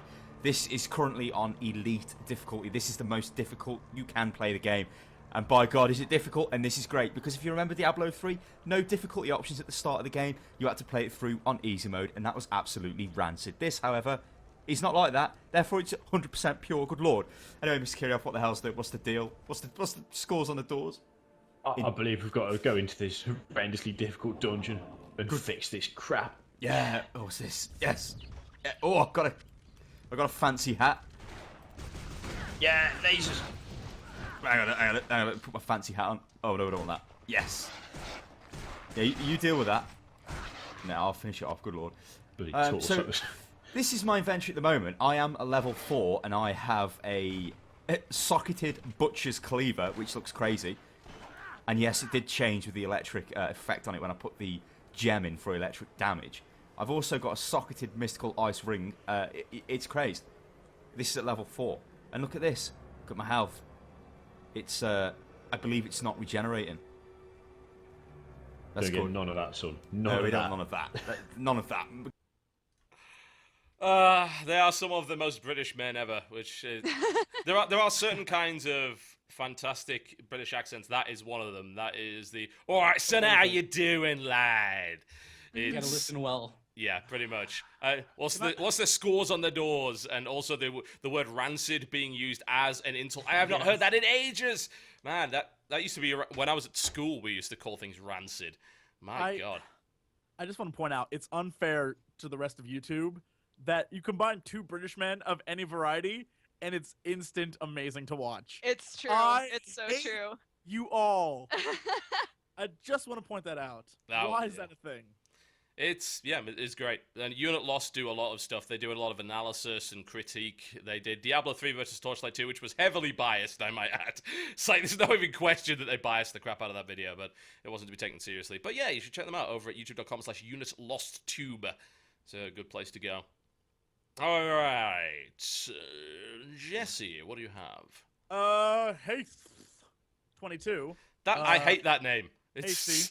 It's like He is. it's like Yeah, he gives up halfway through his name. Hey. Yeah, he's like, hey, here. I'm like, but it's HAASTH 22. Yeah. He has been doing a lot of Guild Wars 2 videos lately, a lot, and he just started doing stuff about lore. Well, he's been doing it for a while, but he started doing it in a way that's very familiar to those of you who know Pride, who did lore videos on my channel. Yep.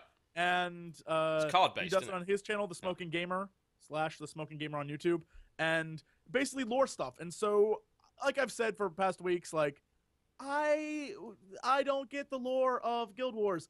Well, now he's doing videos that target nerds like me, and I'm like, I'll watch this. But now you and can. He does it in a similar style where he gives you cards that are like, you know, information cards, but are kind of like card game cards. It's very creative. It's been done, but he does it for Guild Wars 2, so that's the first time that's been done. And yeah, it's pretty great. All right, let's have a quick look at it, shall we? Here we go. Lion's Arch was not flooded due to natural cause, and neither were the earthquakes that set the destroyers free in the northern Shiver Peaks. For all that has been forgotten, the biggest dangers that now threaten Tyria are ancient powers awakening from their long slumber.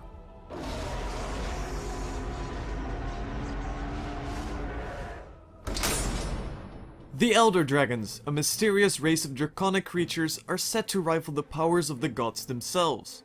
One thing is certain, they definitely date back to long before the arrival of the gods, and have been sleeping for thousands of years, forgotten by the races of Tyria, and are now tumbling the continents into chaos and havoc as they awake.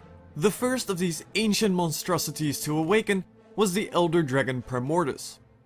Originally resting in a deep underground cavern where subterranean races such as the Azura made their homes, his initial awakening was halted by the defeat of his champion and general, called the Great Destroyer, who, 250... You will have to go and check the rest of the video if you want to find out who that guy actually was. But I like the card style, very much so. The production values are great. It's basically, chat's saying it right now, it's basically Pride Show lore for noobs. Yeah. It's pretty much exactly what it is, except Pride doesn't play Guild Wars, so, or at least not that I'm aware of, but... He's been secretly playing it behind your back. Hey, might have, yeah. So, yeah, and so this is a Guild Wars version of that. So it's very, I think that format is really, really helpful if you're into lore. It's like, here's this, here's an image of this, here's some lore on the screen besides what I'm talking about. It's a very convenient way if you're like, I need to get caught up on something and I'd like to know what the hell is going on. Yeah, I think it's a really cool thing. So if you're into lore, it helps you out a lot. Yeah. And you don't spend hours on a wiki like trying to look for what you're looking at. Yeah, cross-reference everything. No, it's nicely presented, and that's a good primer. It's an idiot's guide. I like that. So you can go check that out. F him.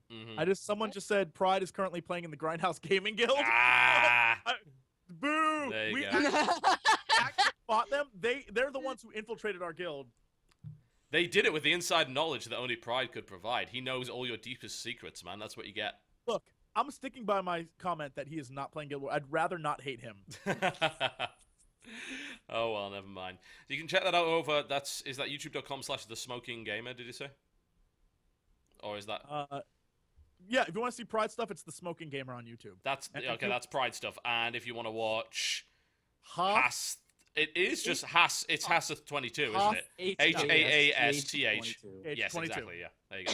So go check that out. YouTube.com/HAASTH22. All right, mine. I have got one from Omrecker, aka YouTube.com/MaskedGamer. I just did a collab with him for Worms Revolution, in which he kicked the crap out of me. Spoilers, but hey, there you go. That's expected. And this is an unlock guide for the game that has been consuming so much time for us lately, which is FTL Faster Than Light. This could be considered a spoiler, so if you do not wish a little bit of spoiler, then I would suggest that you tune out for the next minute. Here we go. What's up, guys? It's Omrecker, and what I've got for you today is a unlock guide for FTL, the game known as Faster Than Light. I've received a lot of requests to make this video because I've shown other ships in my other videos of FTL, and I figured I'd take some of the footage I have of the unlocks and share it with all you guys. I do have one favor to ask, though, guys. Please do consider hitting that subscribe button if you haven't already. It helps me a lot, and it will allow me to create more guides like this down the road and cover other games down the road. So with that said, with this image that you're looking at here, you can click on any ship, and it will take you to the portion of this video that shows how to unlock it. Otherwise, you can let it run through, and you'll see all of them sequentially, one after another. You've only got about 10 seconds though left to click, so if you want to pick a ship, do it quickly. Otherwise, it's going to jump right into the stealth ship first. To unlock the stealth ship, you have to have a NG crew member, doesn't matter what ship you're on, and then you also need to be in the NG homeworld sector. The ship itself is a stealth ship, so if you have been wanting to play around with stealth, this is very likely a ship that you'll want to get early on. The sector that you're looking for is randomly placed, and you'll know that you get there if you see this message and have the ability to have your NG crew member contact the crew of the other ship. You can offer your help to them, and then they tell you the situation that the Mantis have taken one of their ships. It's a secret technology that's been stolen. So, alright, there you go. There's a quick look at that. That is a pretty ridiculously in-depth guide for unlocking all of the ships within FTL, which I might add is an absolutely fantastic game. I need to have a survey of the viewing public right now. When he said click the screen, how many of you did it? Because I did. I was like, oh, it's a stream. But you can do it. Yeah, it's that's a nice piece of functionality as well, the ability to jump to that. That's fantastic. So it's a good guide, very good guide, and a great game as well. So you go check him out over at youtube.com/maskedgamer. There will be, I believe, his perspective of the Worms game is coming out quite soon. And if you want to check out more of his stuff in collab with me, it's on the channel right now, youtube.com/cynicalbrit. There is the WTF is Worms Revolution featuring Masked Gamer. So awesome. There you go. Check it out. All right, well, that pretty much rounds things up. I would like to remind people that the Game Station does actually have content on it as well, and some of the content on the Game Station includes Iron Gamer, which features you, I believe, Jesse. What did you do this time around? Castle Crasher. Castles. I was vomiting at the time, so I am not involved in this one. Crashers, and it ends. It's fine. It's great. But the one you want to watch is the me versus Davis bit. It ends in the greatest ending ever made in the history of gaming. It's really awesome. And then tune in next week. For the next week's is I don't want to spoil it, but Husky drives like an old man. I'm not going to tell you what it is. Husky bad at video games? Never. He plays games like an old man. That's true to life. And it's amazing. So you might want to watch that if you want to see the Husky StarCraft. Play a game where you drive around with a goal, but he don't have no goal. He just drives. He's just driving. And all it is everyone else in the room like talking like old time, like, come on, Husky, let's go. And he's like, it's not Desert Bus by any chance, is it? It was amazing. I'm not going to spoil it, but it's so good. He's horrible at it. You not have to something. Promote myself, yes, since it is by all that means. time. Mm-hmm. The Game Station also has, if you haven't heard me talk enough about the water boobs, my Dead or Alive 5 review just went up. Literally just went up. I have not heard enough of it. Continue. You should go there and you should thumbs up my comment. It's already the top comment, but you should continue to thumbs it up so that it stays there forever because it's very from my heart. It's from my heart. That's all you need to know. Indeed. Other content in the Game Station this week includes a couple of episodes of Remag, and we have a Borderlands 2 review. That's about 5 days old, but it's still fairly relevant, as well as Nerding Out at Comikaze. And just a reminder, if you haven't already done it, Jesse Cox's trivia show for Warcraft is well worth a look. The wallpaper you get at the end is amazing.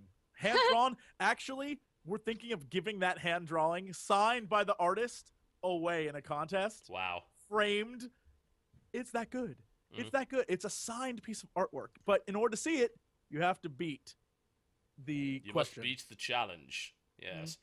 Mm-hmm. I would like to point out as well, there's a new lore up on youtube.com/lore. It's worth checking out. Yep. So like, those of you who haven't figured out, yes, lore is our, lore is the Game Station's channel because we do narration on it all the time. Kid Icarus lore in a minute by, I believe that's narrated by K-Wing, if I recall correctly. And last week's was Warcraft lore in a minute. So by all means, that was with you, if I recall correctly, Jesse. So do go check that out. youtube.com/lore is the place to go for that. All right, so let's talk about what we are up to this week. Dodger, you're always the shortest, so you get on with it. Oh, okay. So Monday, Wednesday, Friday, I do gaming news. And then I also have 2 different LPs going at the same time. Right now I have They Bleed Pixels, and I just started Testament of Sherlock Holmes, and it was very exciting for me, so I uploaded the first part of that this morning, actually. And then on my vlog channel, I just drink coffee and tell you about my day, if that's anything you'd like to see. Bound people watch it, so you can't really complain. Yep, youtube.com/dexterity bonus for the vlog, and youtube.com/press heart to continue for the gaming stuff. Indeed. Rodri, what are you up to? I am Let's Playing Super Mario Galaxy. I'm just, getting through it. It's a blind run. Don't know what I'm doing. If you want to see me fail, yell a lot, get lost, get confused, but have a good time with it, check it out. On Sundays, I do a series called Challenge Sundays, where I actually take on my subscribers or friends in Wi-Fi battles like Super Smash Bros. Brawl, Mario Kart Wii, Mario Strikers Charge, those sorts of things. So it's kind of like, getting to play against them, which is always a lot of fun. So I think you can click on my face if you want to go to my channel, youtube.com/PurpleRodri. Yep, you should be able to do that if you're watching the VOD. If you're watching the stream, no, you can't do that. But you can go to his channel, and the name is just right below. Just our channel names are right below, so it's nice and easy to find them. All right, Jesse, what are you up to this week? This week we are continuing the path forward with more Revelations 2012. Skyrim is back and better than ever. We're gonna get 1 million episodes of that. We're gonna beat all other episodes. Yes, more than 1,000. More than 1,000 episodes. More than 1,000. And Fan Fridays are, I gotta get the vlog stuff going again. So much stuff to do. Let's just say the last week's been a little hectic. And then also Dead Space, baby. It's shocking when someone completes games, especially Dead Space. It's disappointing when people who play Dead Space don't complete their game. Mm-hmm. Like this guy? Like this guy? Are you trying to say me?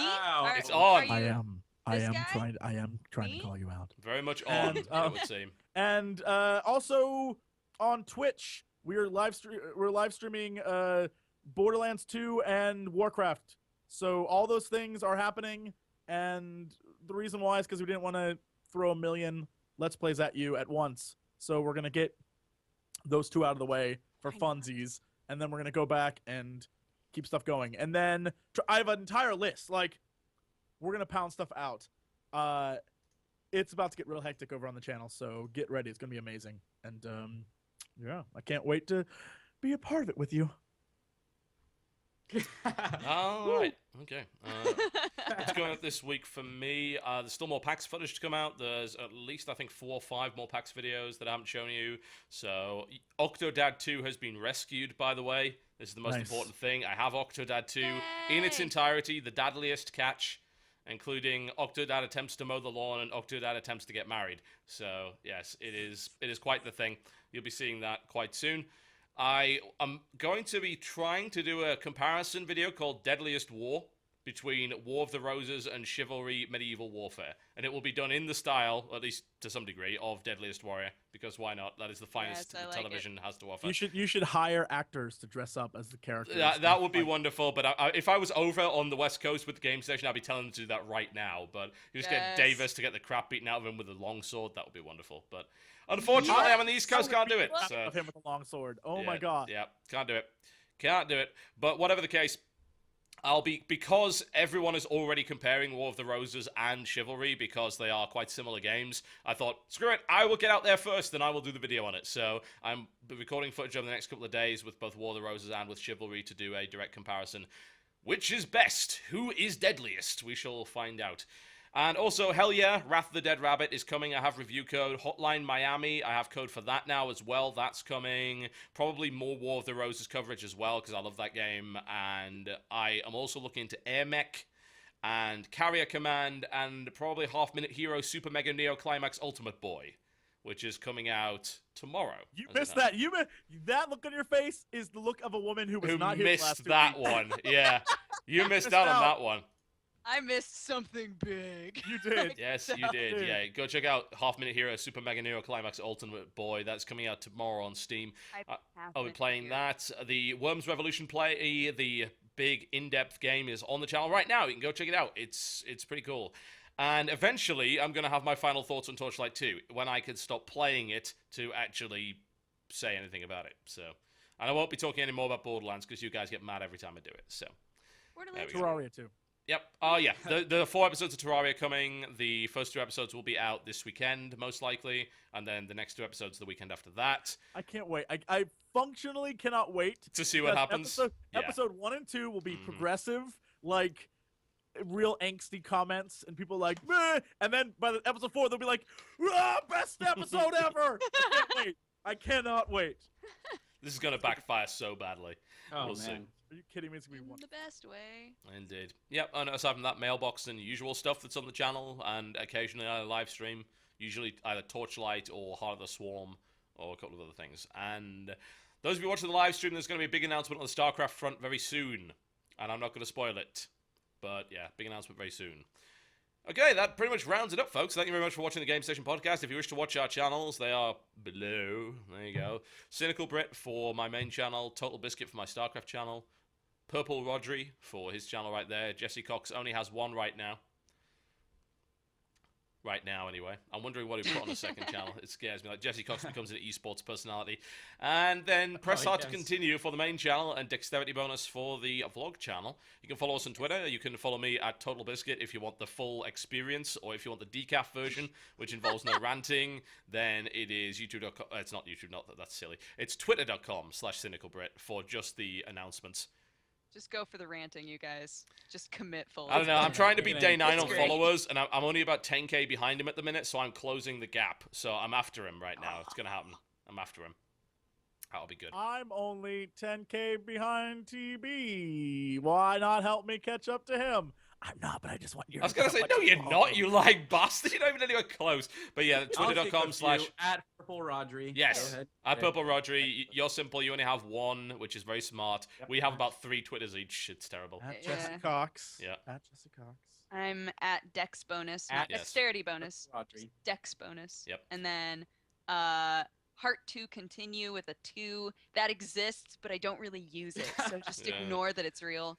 Too many Twitter accounts, not enough time. That is just the way of it. But there you go, folks. Battlefield is done. Everything is dead. There are smoking craters everywhere. That was the TGS Podcast. My name has been TotalBiscuit. That has been the rest of the crew. We shall hopefully be back the same time next week with special guest Felicia Day. Thank you very much for watching. We shall see you next time. Felicia. Goodbye.